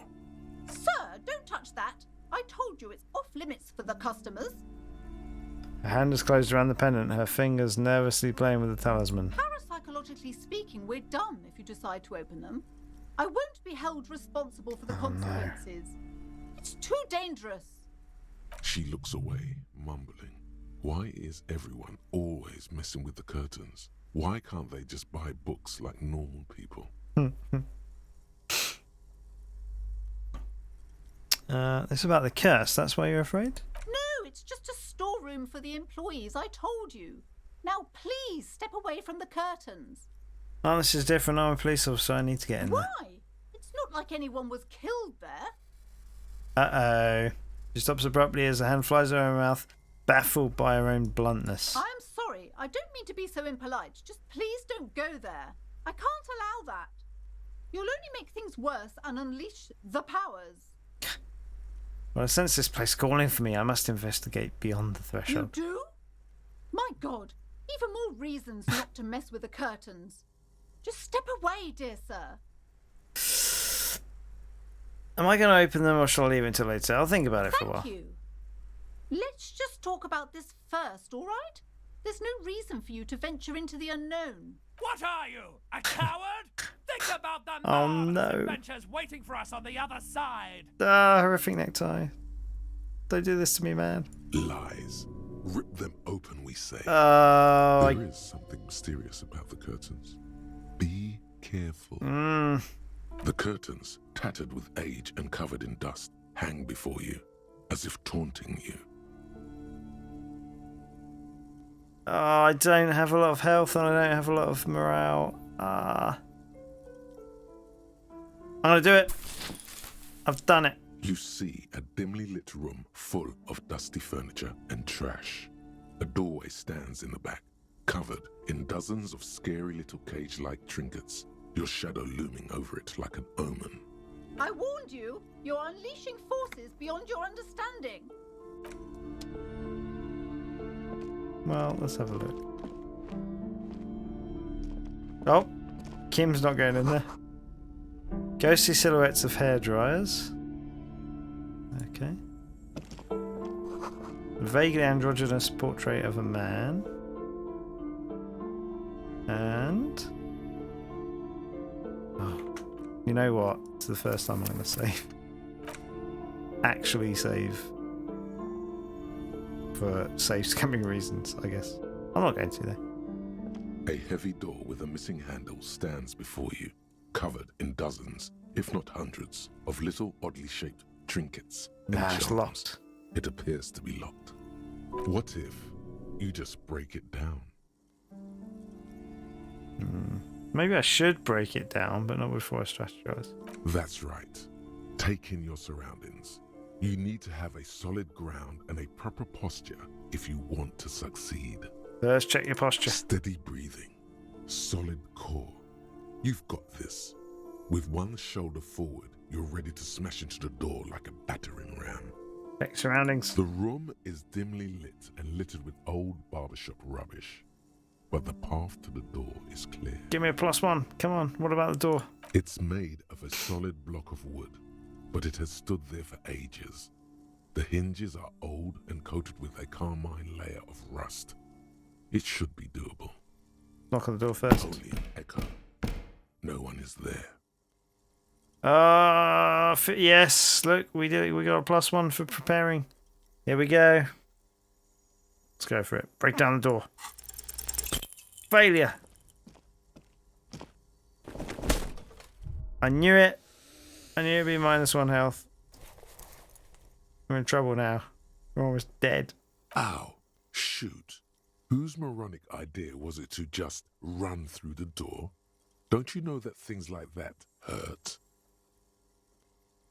Oh God, try to breathe normally. This really wasn't the best idea, was it? I deserve this. My body deserves to suffer being this weak and disappointing. Is that blood I'm seeing? Robbie forward. Please don't cry. Please don't cry. Slowly face. I don't want anyone to see me cry.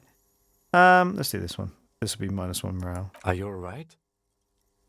This looked pretty intense and painful, I must admit. Lieutenant steps closer, his eyes soft. What is going on there? Are you really trying to break down the back door? I warn you, don't tempt the spirits, officer. Don't tempt the spirits or you'll damage the holy wards on the door. It barely looks like you've done any damage to the door, however. It's still locked and closed, covered in dozens of little charms and trinkets. Damn it. Okay, I'm just going to see whether that has actually updated. Yeah, okay. Alright, so we can do these others then. Otherwise, so I didn't put any points in the suggestion, did I? It's a bit weird. Maybe I didn't. No, I did do it. Recommend. I can't remember where that was. Can't remember where the sleeping dock worker was. Oh, no. No, I can't remember where she was or he was. Be him. Right. Let's head back out and talk to Annette again. Let's talk to this lady first.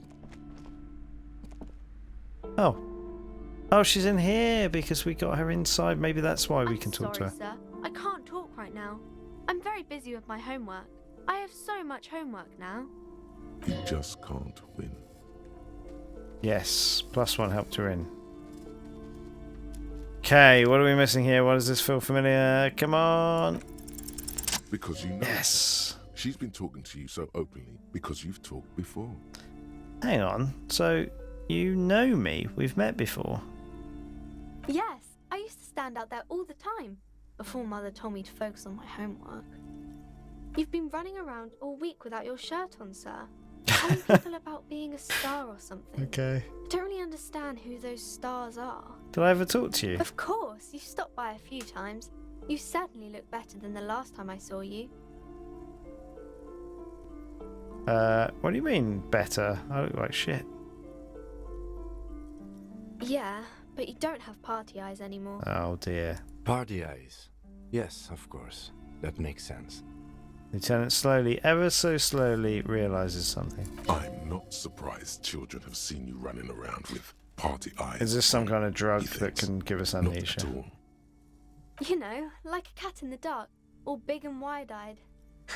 It certainly looks odd on a man. The swiveling eyes of a loony drug addict. That is what she meant. You were probably gurning too. No, not gurning as well. Fuck yeah. You should get some party eyes right now. Snap those sequins on you, boy. Does that mean I've been partaking in narcotics? Oh, baby. That's not what you have to worry about. Worry about the important thing. So why didn't you tell me you knew me to begin with? I didn't know I had to do that. Oh, she looks puzzled. Thanks. I've learned something about myself today. I'm glad I could help you, sir. What are you doing now? Math. It's really difficult. Like, really. They say you need it to get rich. Better than standing outside in the cold, I guess. Oh, I found something while you were away. Oh, what is it? I thought this would fit you. Like, thanks for helping out. Got Not a hat. really. The city, A I Dick mean. Mullen hat. Like a detective does. She gives you a hat almost exactly like the one Dick Mullen wears on the covers. Wait, where'd you get it? Just what Dick Mullen would ask. I got it from behind the curtains. You're not really supposed to go there. Is it a fedora? It's a fedora. Maybe. It's the hat Dick Mullen wears all the time. You'll look way more serious with that. She grins with joy. Oh, maybe Right, we will. I have to get back to my homework now, before Mum notices. Man, this is hard. Oh, we missed all the other things we could have said. She looks back at the infernal scribblings on her nose. Okay, bye. See you around, Annette. Oh. What's this going to do for us? In fact, I mean, I should just wear these. Oh, no, I don't need to interface at the moment. Oh, +1 to encyclopedia. That's good. Book smart. If anything, this wide-brimmed hat looks even better than the hat Dick Mullen wears. Dick Mullen is stupid. Your brain... Oh, no. Sorry. I was stupid and skipped ahead. And not even real. You're real. Your brain is real.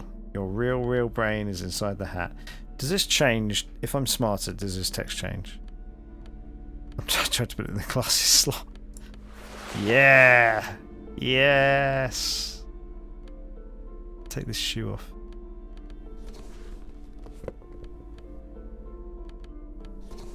You need to find out the shoe, man. Put my shirt on, let's take my jacket off. Yeah! Look at that.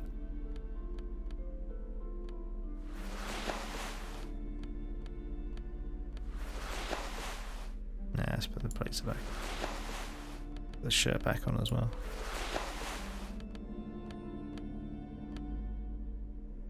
Does that go under gloves? Yes! Looking good. I mean, it doesn't have a negative... Oh, it just looks stupid. Let's take it off. Still got a horrific necktie on. Right, okay. Excellent. Let's go outside. Let's go and try and find out more from the... Oh. This coin operative viewer has been banged up inoperably. What's this?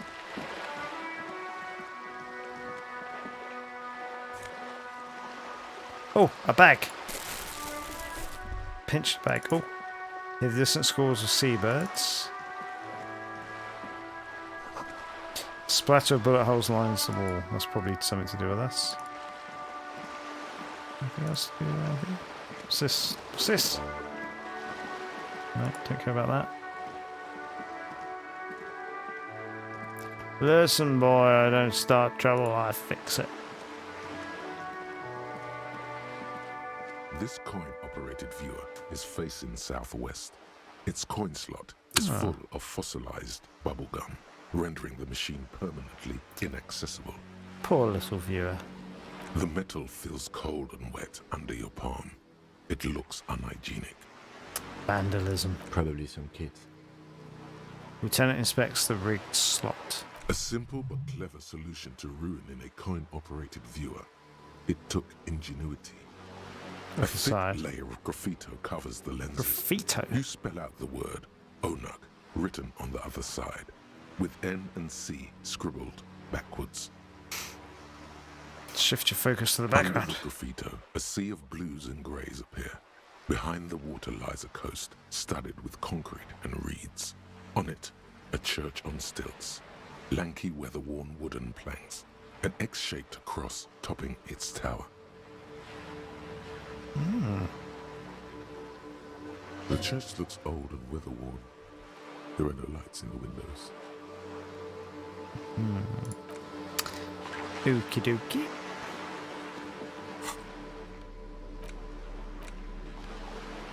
Good to collect tar from. Oh, that's right. Is tar the bottles?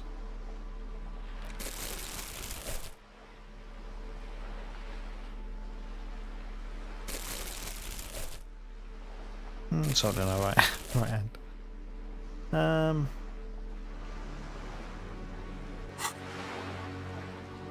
Was tar just rubbish? Can I get a load of rubbish from the bin?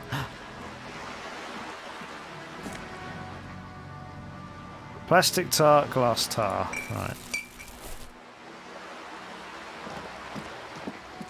Just quickly look up here. Oh.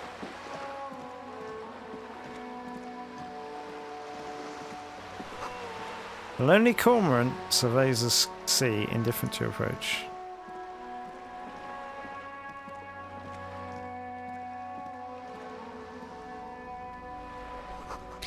Belly of this boat shines like it was recently painted. Rue de Saint Ghislaine, roundabout north. Cape Side Apartments. Oh man, there's a lot. Slide the frame is a motorcycle in repair and the tools used to disassemble it. There's a girl up there. Did she spill the paint? Hey, up here, Pigger. The streets will flow red once more. A great torrent rushing down Rue de Esperance. You wait and see. The girl stares at the sailboat by the pier. The streets will not flow red with anything. Who are you? I'm Cindy the fucking Skull. What else do you want to know? Date of birth, blood type, the last time I was tested for Hep C. I am the law. Let's start with your blood type and go from there. Go where? Accosting a minor? Listen to your partner, Pigman. Keep your grubby hooves off little old ladies. Despite the attitude, she puts the brush aside. You keep looking off to the side. What are you looking at? The lieutenant furrows his brow at another one of your eccentricisms. No. That's not what it said there, but okay. She nods disdainfully towards a woman performing maintenance on the boat dock next to the pier. Hatred, disgust. It's difficult to tell which of the two is more present in her girlish features. The woman on the boat does not notice her staring. Joyce Messier. That is on her. Someone's got to keep an eye on her. Who is she? Probably the Wild Pines rep. We should talk to her. She's a professional negotiator, though. I have the feeling she will be very cooperative while telling us nothing. You should take the lead. Ask her unexpected questions, you know? Do your thing. Don't be afraid to get a bit wacky. Throwing her off is our best bet. I mean, I'm still Good idea, piggies. close to Run death along here. now. Fuck her shit up good. Impound that boat while you're at it. I'd like to watch her swim back to us on. What are you doing to the Can't wall? you tell? I'm painting a beautiful mural, an aereo graffitio visible from low orbit. Nah. I mean, you got that wrong, but I don't know what graffito is. I haven't really started it yet. I'm waiting for the right words. Okay. So you don't know what to write? Have you ever tried your hand at graffiti-o? When faced with a blank wall, most people write unimaginative stuff, like pigs go home and Mono is here. We rarely see pigs round here, though. Just union cats. And my name's not Mona, so... She wants it to be something true and total. Why are you so committed to defacing the building? This place is severely lacking in havoc. Not even the occasional trash can fire to break up the tedium. I thought I'd mix it up, you know. Summon the forces of crime and social chaos with a wall-sized invitation. I have an opinion on this. Want to hear it? Yeah? I love public art. Don't mind us. Keep doing what you're doing. I'm going to have to stop you. This is hooliganism. Actually, I don't have an opinion. I lied. I'll say I love public art.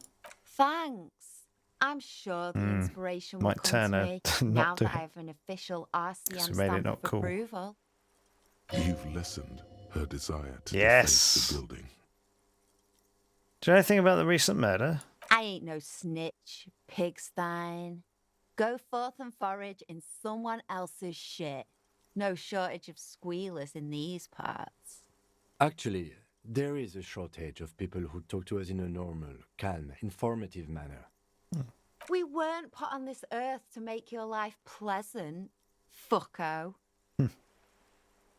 I like her. Catch you later, Cindy. Watch your back, ungulate. You've got eyes on you. Ungulate. What? Why was that flashing at me? I desperately need some health. I mean, save game. Again, I don't really save in this. I will save. Right. Oh, what's this?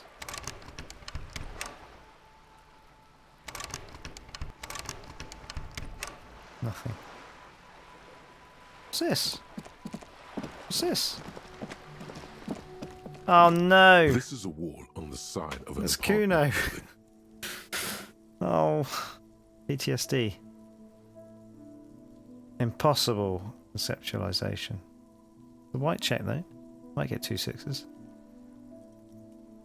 Why am I looking at this wall? You have no clue. Oh! It's just a wall. So many walls all over Martinez. Weather-worn, cracked, their paint peeling. I almost did that. 6 and a 5. What's this? Oh, morale. I don't need morale. I do need morale.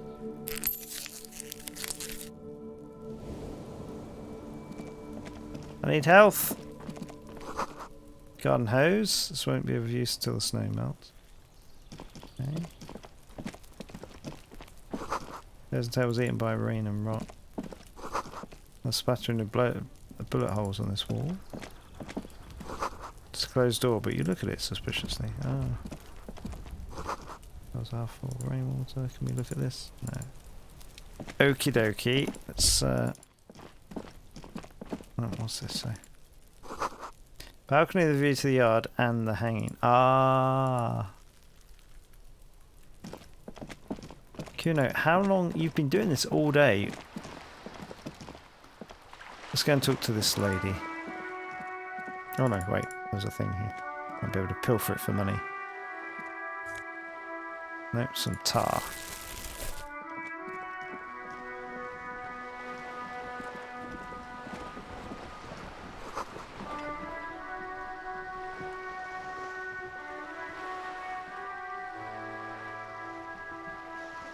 Looks like there's more construction here. I didn't see the rest. Sneezed.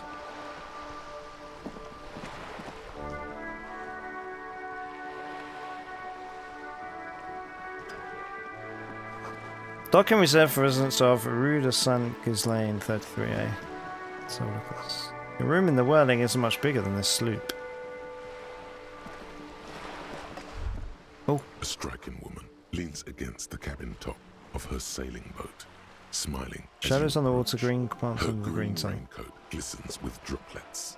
A silk scarf is tied around her throat. She's a rich person. Maybe she can give us some info on that other quest. Good afternoon, officers. I'm Joyce. She extends a hand in greeting. Joyce L. Messier. I represent the board of Wild Pines, the owners of the harbour. You gentlemen must be from the RCM.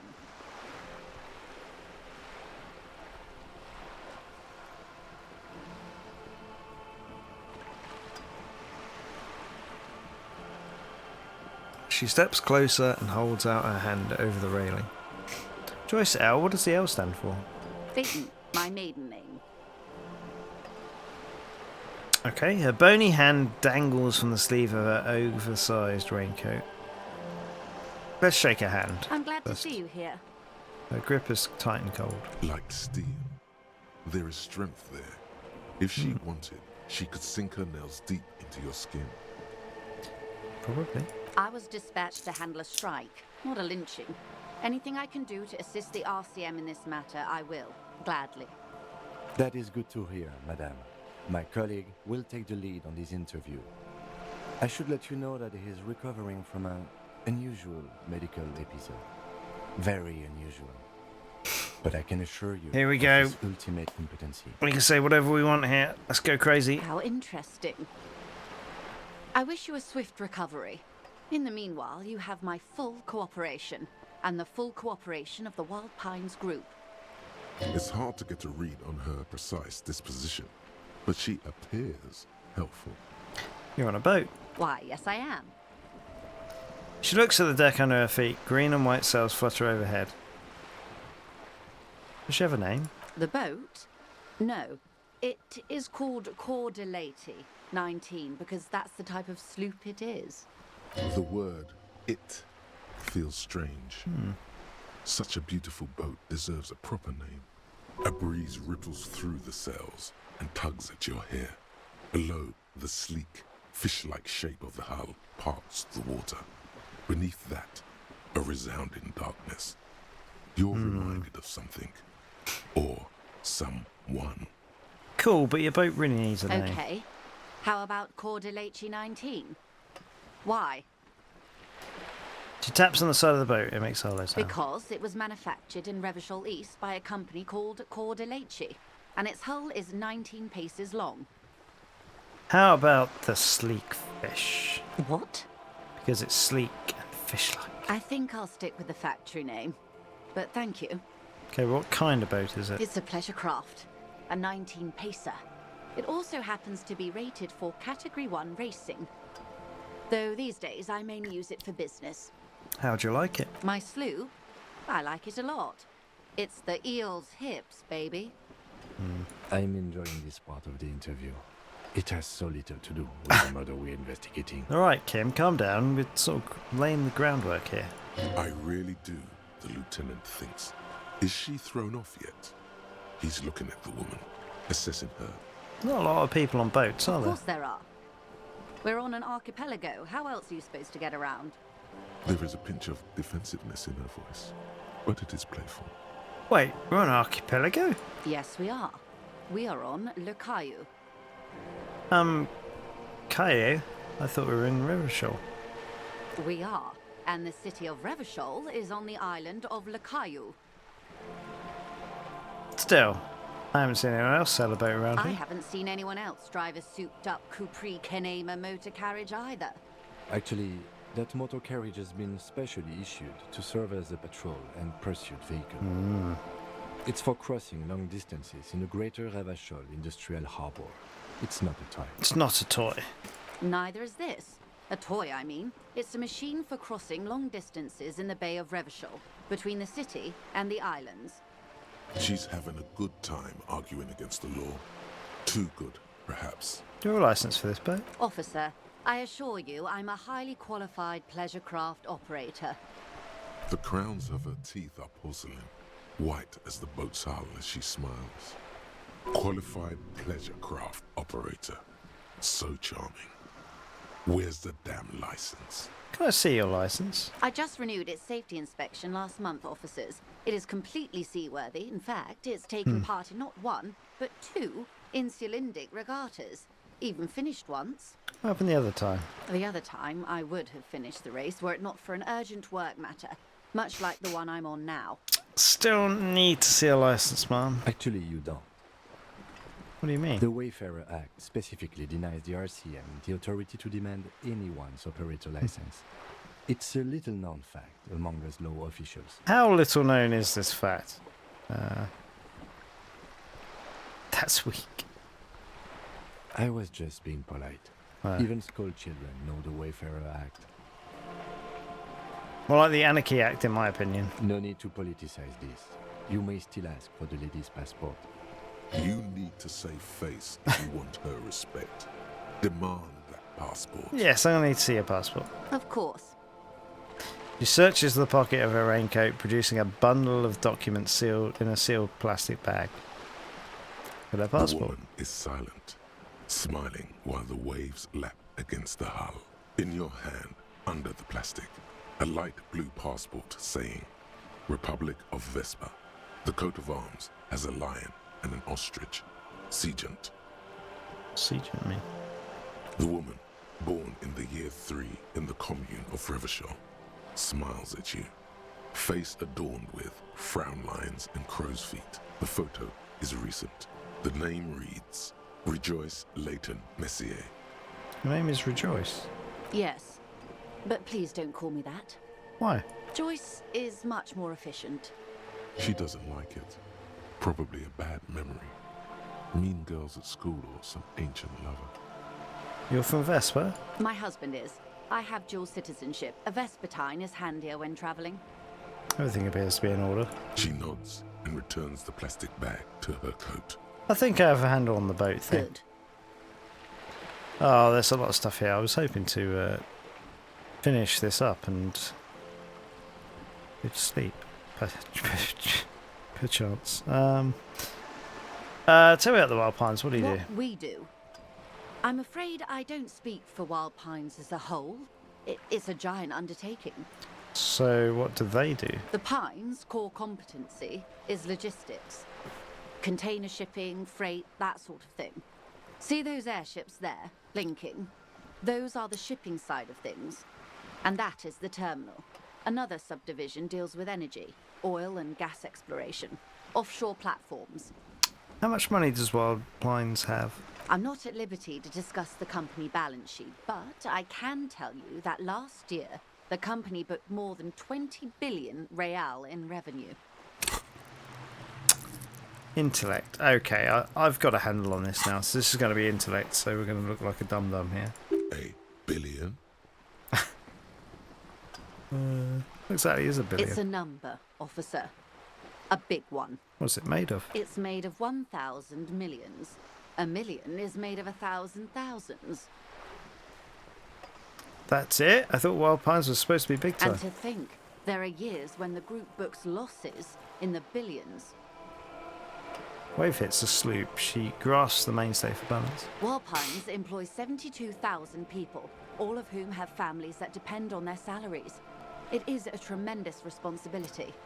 Where does Wild Pines get all these billions? They started as an exploration and cargo fleet conducting trade between the Samaran and Insulindian Isolas 250 years ago, when Pine ships explored the South Seminese and charted Lomantang on behalf of the suzerain. Centuries of care, deliberation, and madness have gone into this endeavour. Vessels pass through the great unrest to re-emerge with apricots in tow. The logic of the system is totalizing. It's taken everything from its employees to build it. What does such a huge system want with a place like this? You mean aside from being the terminal's legal owners, who are responsible for moving 8% of the world's cargo? 8% of all cargo in the world. That's quite the endeavour indeed. There are no minor cogs in the system. Each terminal must be accounted for, lest the entire system break. Every hiccup in such a system means thousands lose their jobs, the world over. I'm here to assure that doesn't happen. With your help, hopefully, says her warm tone. Can you tell me about this strike? Everything. Right up to, but not including, trade secrets. Wait, what if I want to hear about trade First, secrets? you'd have to repeal the Emergencies Act of Trade in Aliments. That gives me the right to silence. It's quite the octopus. An octopus? I will slay it. Good luck is only kept in place by the vested interests of half the civilized world, including your own. What the ma'am means is that the Emergencies Act and the RCM both get their authority from the coalition government. But I am derailing us. You wanted to know about the strike. What is your role in this precisely? I believe the official title is Senior Labour Negotiator. In practice, I'm a grocery clerk. I relay the union's demands to Wild Pines and return with Wild Pines' counteroffer. And how are the talks going? They're not. That's the problem. The union stopped all negotiations a week ago, after that awful lynching took place. Now they won't even let me into the harbour. There's a 2-meter 20 racist behemoth blocking the gates. Oh, let's say it. You mean Jean-Luc, my race mentor? He's a great teacher of man of virtue. Oh, so you've met him. Has he beguiled you with his inane theories? My colleague has his peculiarities. Let's not go into this particular one just yet. Of course. To each their own. How were the talks going before the lynching? Let's say I was not making the kind of progress I'd hoped for when I first arrived. And when did you first arrive? I arrived 3 weeks ago. Yes, in the middle of February. The bay was still partially frozen then. I prefer to do these things on site, like the RCM. But the strike began in December. Looks at his notes. I wasn't the original negotiator here. I took over after Mr. Gaumont hit a wall with Mr. Clare, the union boss. Mr. Clare refused to speak with Gaumont despite concessions he'd granted the union in prior negotiations. This isn't the first time the union has gone on strike. Heavens no. There have been 2 prior strikes. Both times the union won significant concessions, including overtime pay and a medical plan. This time their demands are more, I guess you could say, aggressive. What happened to this Gaumont? Mr. Clare told him to... how did he put it? She pauses to compose herself. Fuck off, midget. Gaumont is short of stature, you see. Okay then. Yes. Keep in mind, this is a negotiator Mr. Clare has worked with before, and who was more than fair with him and the union. Sounds like usual aggressive posturing. What are their demands? There are leaflets everywhere, and banners. What did they say again? Oh yes. Every worker, a member of the board. I don't know what to think about that. Fortunately, they explained it. Every time the Wild Pines group makes a decision about anything, it needs the signature of each of the 2,200 workers in its Martinez terminal. Just so you understand, this is but one of 22 terminals owned by Wild Pines. Essentially, not only are they kings of the company, they are also kings of the 72,000 employees of Wild Pines Group. It's pretty funny, I have to admit. They're having a blast. But how can they afford it? After 4 months, my assumption was they would prefer a more practical solution. What are you going to do? I'm not sure. Naturally, I assume that was just their opening position, a hard-nosed tactic with a side of mockery. But there's been no follow-up, just the same nonsensical slogan repeated over and over again. And now, people are getting lynched, I hear. Behind the whirling in rags. A disastrous situation if there ever was one. Excuse me, from whom did you hear about this lynching? I first heard it from the bowyer at the gates. The one whose very name advertises his aversion to work. I think he said it was, "Call me mañana." Okay. This checks out. Scabs at the gate, did you put them there? The scabs? You mean the huddled masses of Jamrock, come to plead for work where the union refuses to? If they were organized by Wild Pines or its affiliates, then it would be a company secret. I could not share it with you. Not right now, at least. Oh, okay. Tell me about this union boss, Mr. Clare. Everard Clare is a man of the utmost integrity. If you can say one thing about him, it's that he always puts the interests of the workers first. Really? Of course not. Everard is fantastically corrupt. I imagine he has a thick, viscous goo where you and I have blood. Is he that bad? He is the most corrupt individual I have ever seen, and I deal with men like him for a living.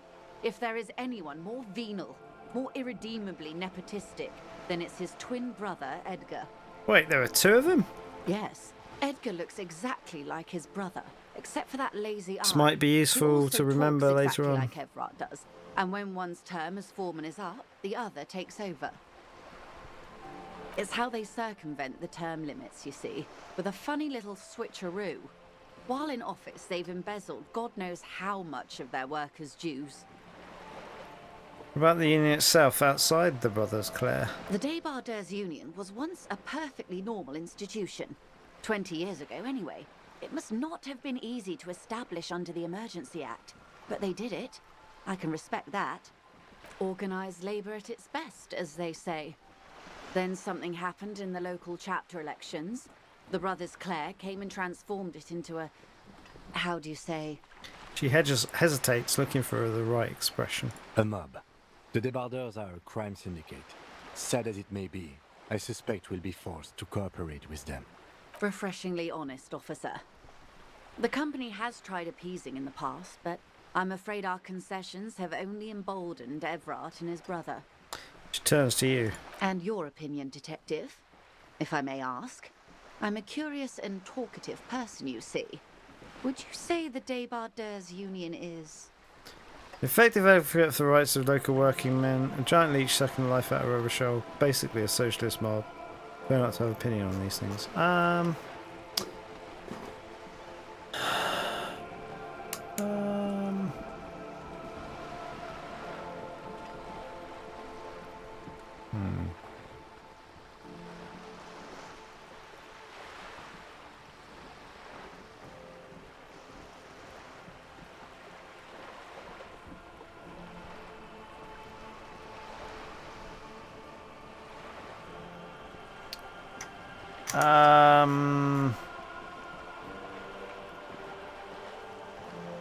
Giant leech sucking the life out of Rivershaw. Let's say that. Indeed. And a hungry one. Sadly, Wild Pines have cooperated with what amounts to a crime syndicate for 2 decades. However much you feed the leech always hungers. One more thing, you said something happened in the And have you elections. asked? There was a woman, the previous forewoman of the union. She disappeared. Disappeared? Yes. On the last day of the local chapter elections, her daughter phoned in and said she wasn't running anymore. Or coming to work. Ever. End of story. Eerie. Downright haunting, if you ask me. The Wild Pines suspected foul play, but what could they do? It was a union matter. The point of the presentation is, these kinds of things happen around the Clares. Watch out when you're dealing with him. Uh-oh. Thank you for your concern, ma'am. We'll be just fine. What I need here, let's change the topic. Course. How else can I help? Ugh, there's so many topics. You seem rich, can I have some money? It's what you want to say, but it isn't that easy, is it? What? Why not? Look at that lady. Take a gander. Squint your eyes, bub. What nice fabrics. Why, yes. Tucked away under that sturdy green raincoat, almost rustic in its simplicity, a silk shirt and matching scarf around her gentle throat, while dull orange pearls hang from her earlobes, red from the cold. Her light green eyes scan you, full of knowledge and worry, wealth and all its possibilities. Yeah, so?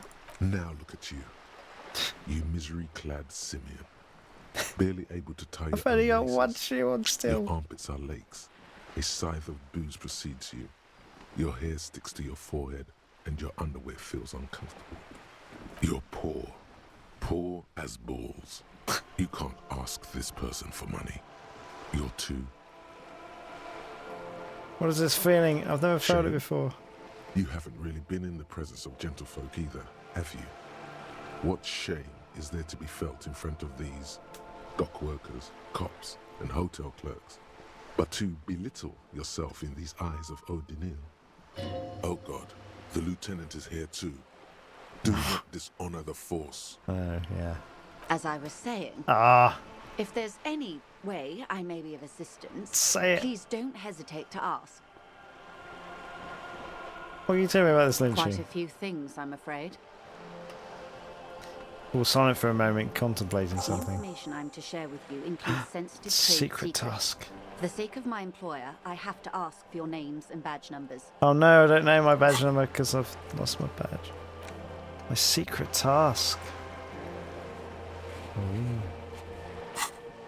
Of course, ma'am. We should have introduced ourselves. I am Lieutenant Kitsuragi from Precinct 57. And this is my colleague from Precinct 41. I'm afraid he doesn't have his badge at the moment. I hope mine will suffice. How curious. Why is that, Detective? She returns to Lieutenant's badge, returns to you. Awkwardness washes over the conversation. The woman doesn't like this turn of events. Remember when my partner told you I'd recently suffered from an unusual medical episode, not mental at all. My lost badge is related to it. I see. So, are you saying you lost your badge during the course of this episode? It's possible after a night of heavy drinking I lost all memory of my life and the world. I could have eaten it for all I know. I don't remember anything in this world, this city, nothing. Yes. I'll do the first. Oh dear. I suppose this does explain some of the more curious turns in our conversation. She sighs with compassion, sadness even. As I said, ma'am, his technique may be very unconventional, but he is an officer of the RCM. Of course, I sympathize, but I'm afraid I simply can't share anything until I've seen that badge. Come on, lady. Hang on.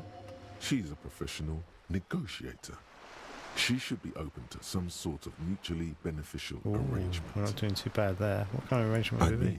Favors for favors. A dirty alliance of some sort. A red check. Come on, 83% chance. 4 plus 2. What do we need? 11. 4 plus 2. Let's do it. How do I negotiate my way out of this? Feeling. No! Guide the way. No! Oh, come on. But madam, I need to know about this lynching. It's very important to me. It's a case I'm solving. I assure you, it is no small matter for me either. We all share the responsibility for disarming this situation. I hope you have a badge for me as soon as possible. I understand. It's not like a side case for me. This is my main thing. Trust me, officer, I am fully committed to resolving this impasse. This isn't some side gig for me. You have so much else. I only have this. This is the entirety of my existence. She's silent.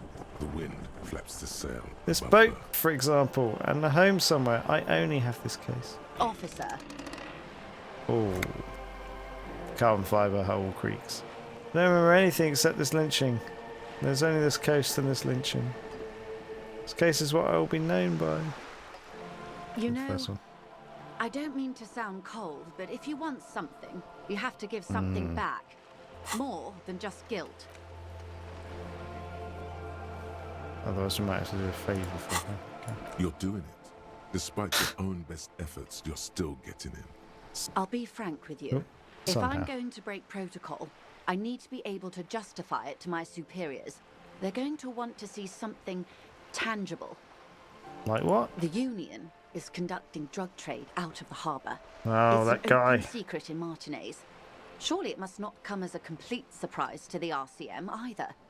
Perhaps it's time to look into it. Maybe we can get it from the truck driver guy.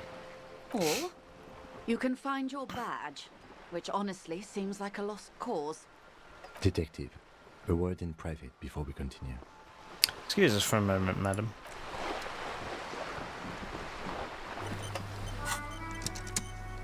What do I have?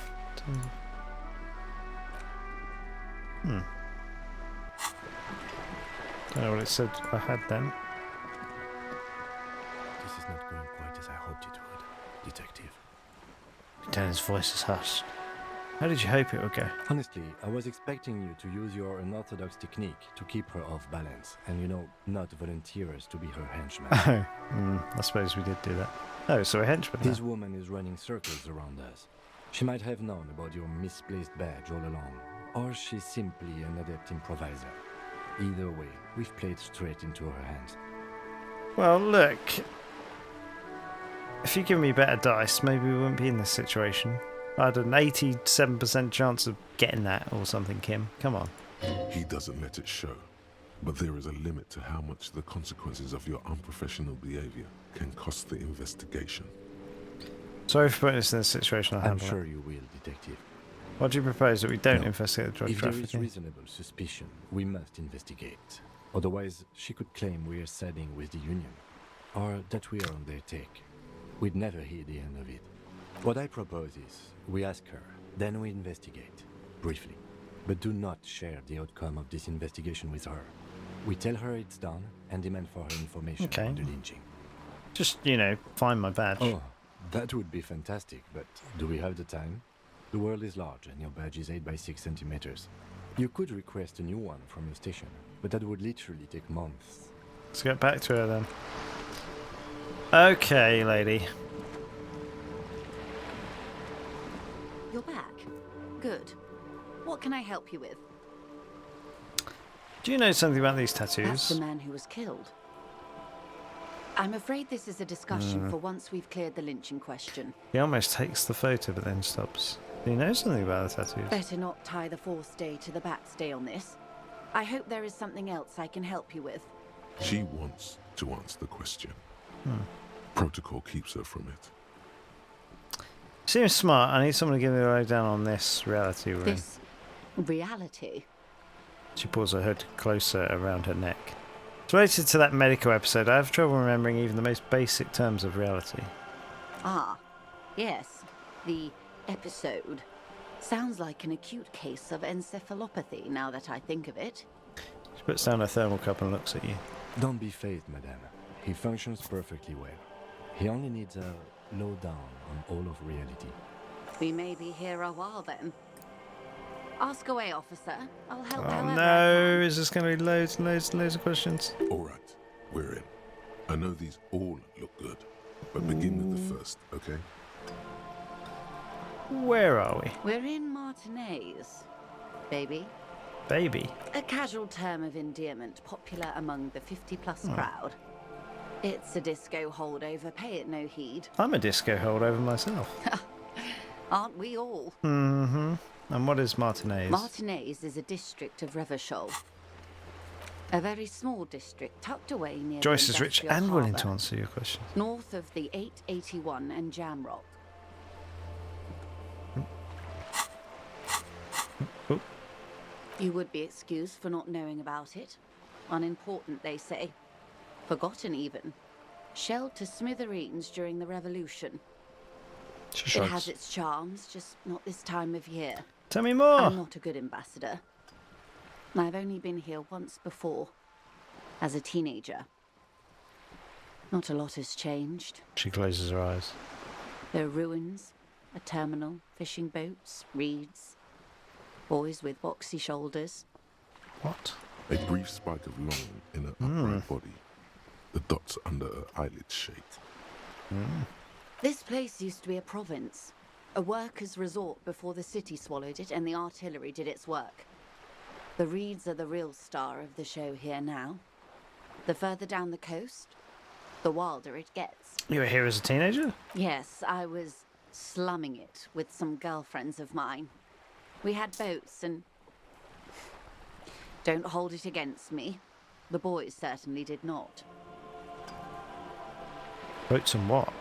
There's a spark in the air, a live wire hanging in the wind, in your hungover neocortex. Then the sea air cools it down. Mention the sea. What sea is this? It's not really a sea, it's the Bay of Revachol.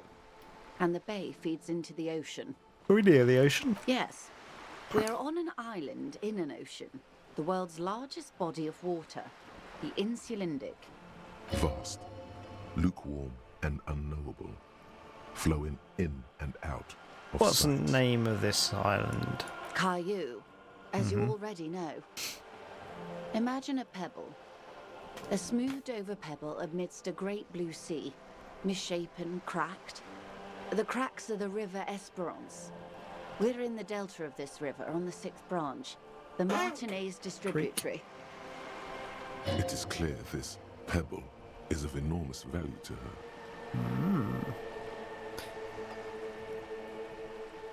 Okay, that's Martinez. What about... Wow, what's Revachol? Revachol? Revachol is what you call a city. What kind of city is The Revachol? great kind. As if it's self-explanatory. Beyond patriotism. A fact. What makes Revachol great? History, detective. They built this city to resolve history. Our part in it, at least. Our centuries. Okay, who built this city? The nations of the Occident, or migrant workers from Seminine and Ile-Marat, depending on your creed. When was Revachol built? In the DeLorean century.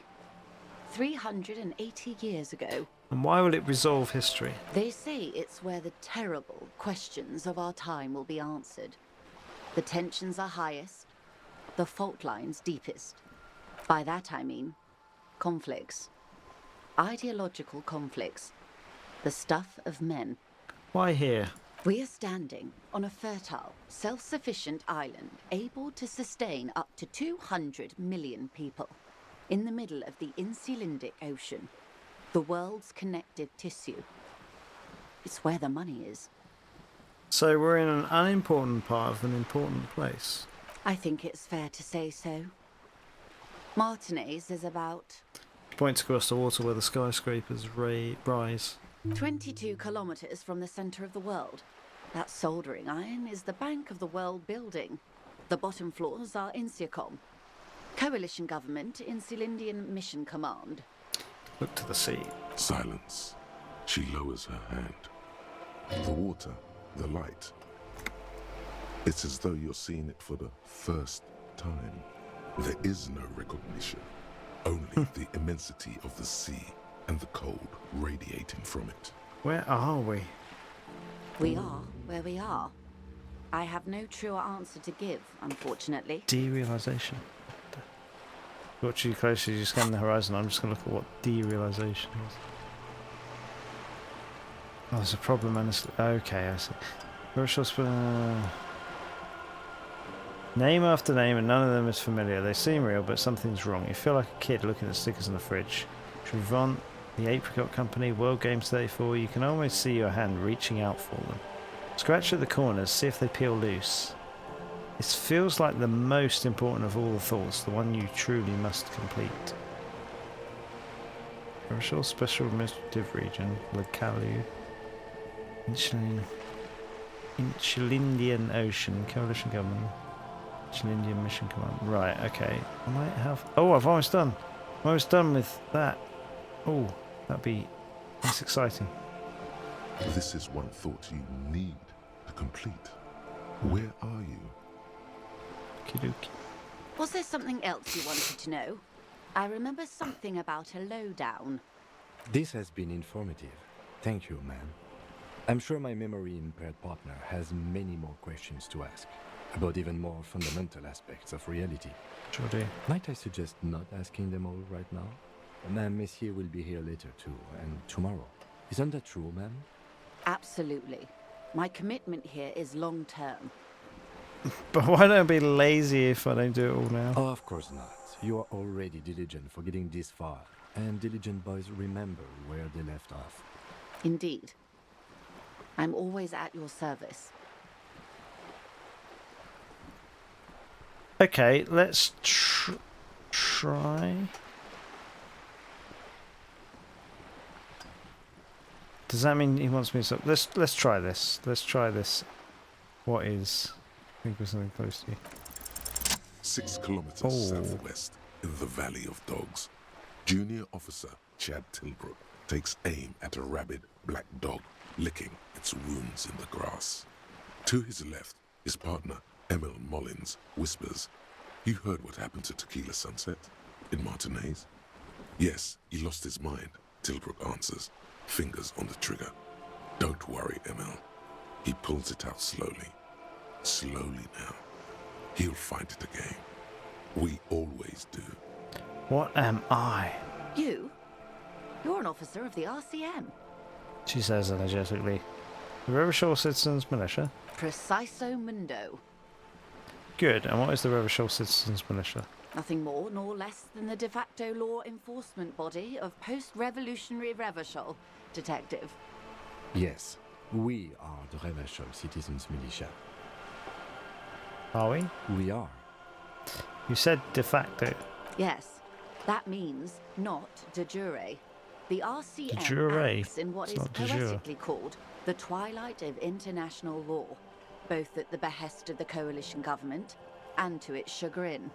What do you mean? The RCM's responsibilities are defined by the Emergency, Wayfarer and Aliments Acts, 3 pieces of legislation keeping the city in a, let's be honest, laissez-faire stasis to the benefit of foreign capital. All 3 are good to know when we are out policing. So I'm basically a lackey of capital, basically a lackey, thrall to foreign interests, basically one of the good guys. Basically going to avoid the subject and ask the next question in this line of inquiry. Thrall to foreign interests. There's nothing basic about your role, Detective. It's true that the RCM keeps everything the way our seemingly permanent provisional rulers like it. She leans in. Yet, on the other hand, I know these people. I deal with them daily. Let me tell you, dear, they are not fans of you. Why? The post-revolutionary decade was a disaster for the coalition government. Revachol in the 20s was hell, especially on the west side of the river. Gang warfare, a botched privatization scheme, a nuclear pile meltdown. They called it the international zone because no nation wanted to claim responsibility. The RCM restored peace where the coalition failed. A true blue citizens' initiative. They will never forgive you. That's somewhat of an exaggeration. In reality, ours is a mutually beneficial arrangement. Revacholians get to keep the peace in Revachol, and the coalition Breakthrough's doesn't have imminent. to worry about it. Anyway, sorry to intrude. Please continue. Yes, Lieutenant. Does that mean when I get out of Permit this, me it's to going to conclude with finish? this. Who you are, to me, is the police. The only legitimate law enforcement authority in Revachol. And if those authorities drink so hard they need help recalling the basic terms of reality, well, I'm here to help. Okie dokie. I'm going to try this and see if we get the 6s. A strange calmness comes over you as you look at the world. The waves sway the sloop slowly. That's all. It's on the tip of your tongue, a doubt of sorts, already in your head. But it's not fully formed yet. You have to wait and return to this later, once the jamais vu thought is complete. Okay. Alright. That's all for now. Glad to have been of assistance. The little that I know. Anything else? Should I say, can I have some money? Yeah, that's it. Voila, you're doing it. I'm doing it. I'm really doing it. Really put your back into it. Yell it from the top of your lungs. Money! I'm sorry, I couldn't hear you. The wind is a bit strong. Could you repeat that? I need money. How much money? I need $1 billion row. 100 row. That's a good sum. Not too small, not fantastically large. She reaches into her raincoat and pulls out a zip bag. In it you see paper notes arranged like black gills. She removes a few notes and hands them to you. Wow. The paper is cold and oily to the touch. Whoa, whoa. Did you see how easy that was? Ask her for more. Toot toot, train to Moneytown. No, some more. No, to be dishonourable and mine honour is my life. Have some more. This may seem like odd behavior for a police officer, man, but it's a perfectly common side effect of his unusual medical episode. It's all right, Lieutenant. I really did bring as little cash with me as possible to avoid attention. So here you are, the last bit of filthy lucre. Wow. You can share. So, I hope I didn't just bribe you, officer. It may not be technically illegal under the Emergency Act, but still. I'm still getting my head around this whole money concept. You were just helping You're me out. right, man, that donations are permitted under the Emergency Act, unseemly as it may be, as long as they are properly logged with the precinct. Which he most certainly will do. Now, how else can I help the RCM today, besides supplementing its Right, salaries? let's finish for now. Of course, Detective. Take care. Lonesome, long way home. Here we go. Home awaits. Walk past Station 41 and through the market, past the Boogie Street spearhead to the other side of the lake, the frozen eye at the center of the district. Then past the video rental store on the corner. There, at the end of a street lined with pine trees, a small house no larger than a matchbox. 11 Voyager Road. You no longer live there. Those times are gone. And so are those people. Why did you come here? Why are you still here? And where's the dealer? You have to get back to work. That's all you have now. Learning cap perception raised to 5. Speed gives +1. Oh, 1 psi. Speed gives 1 psi. I don't know what that means. Okay.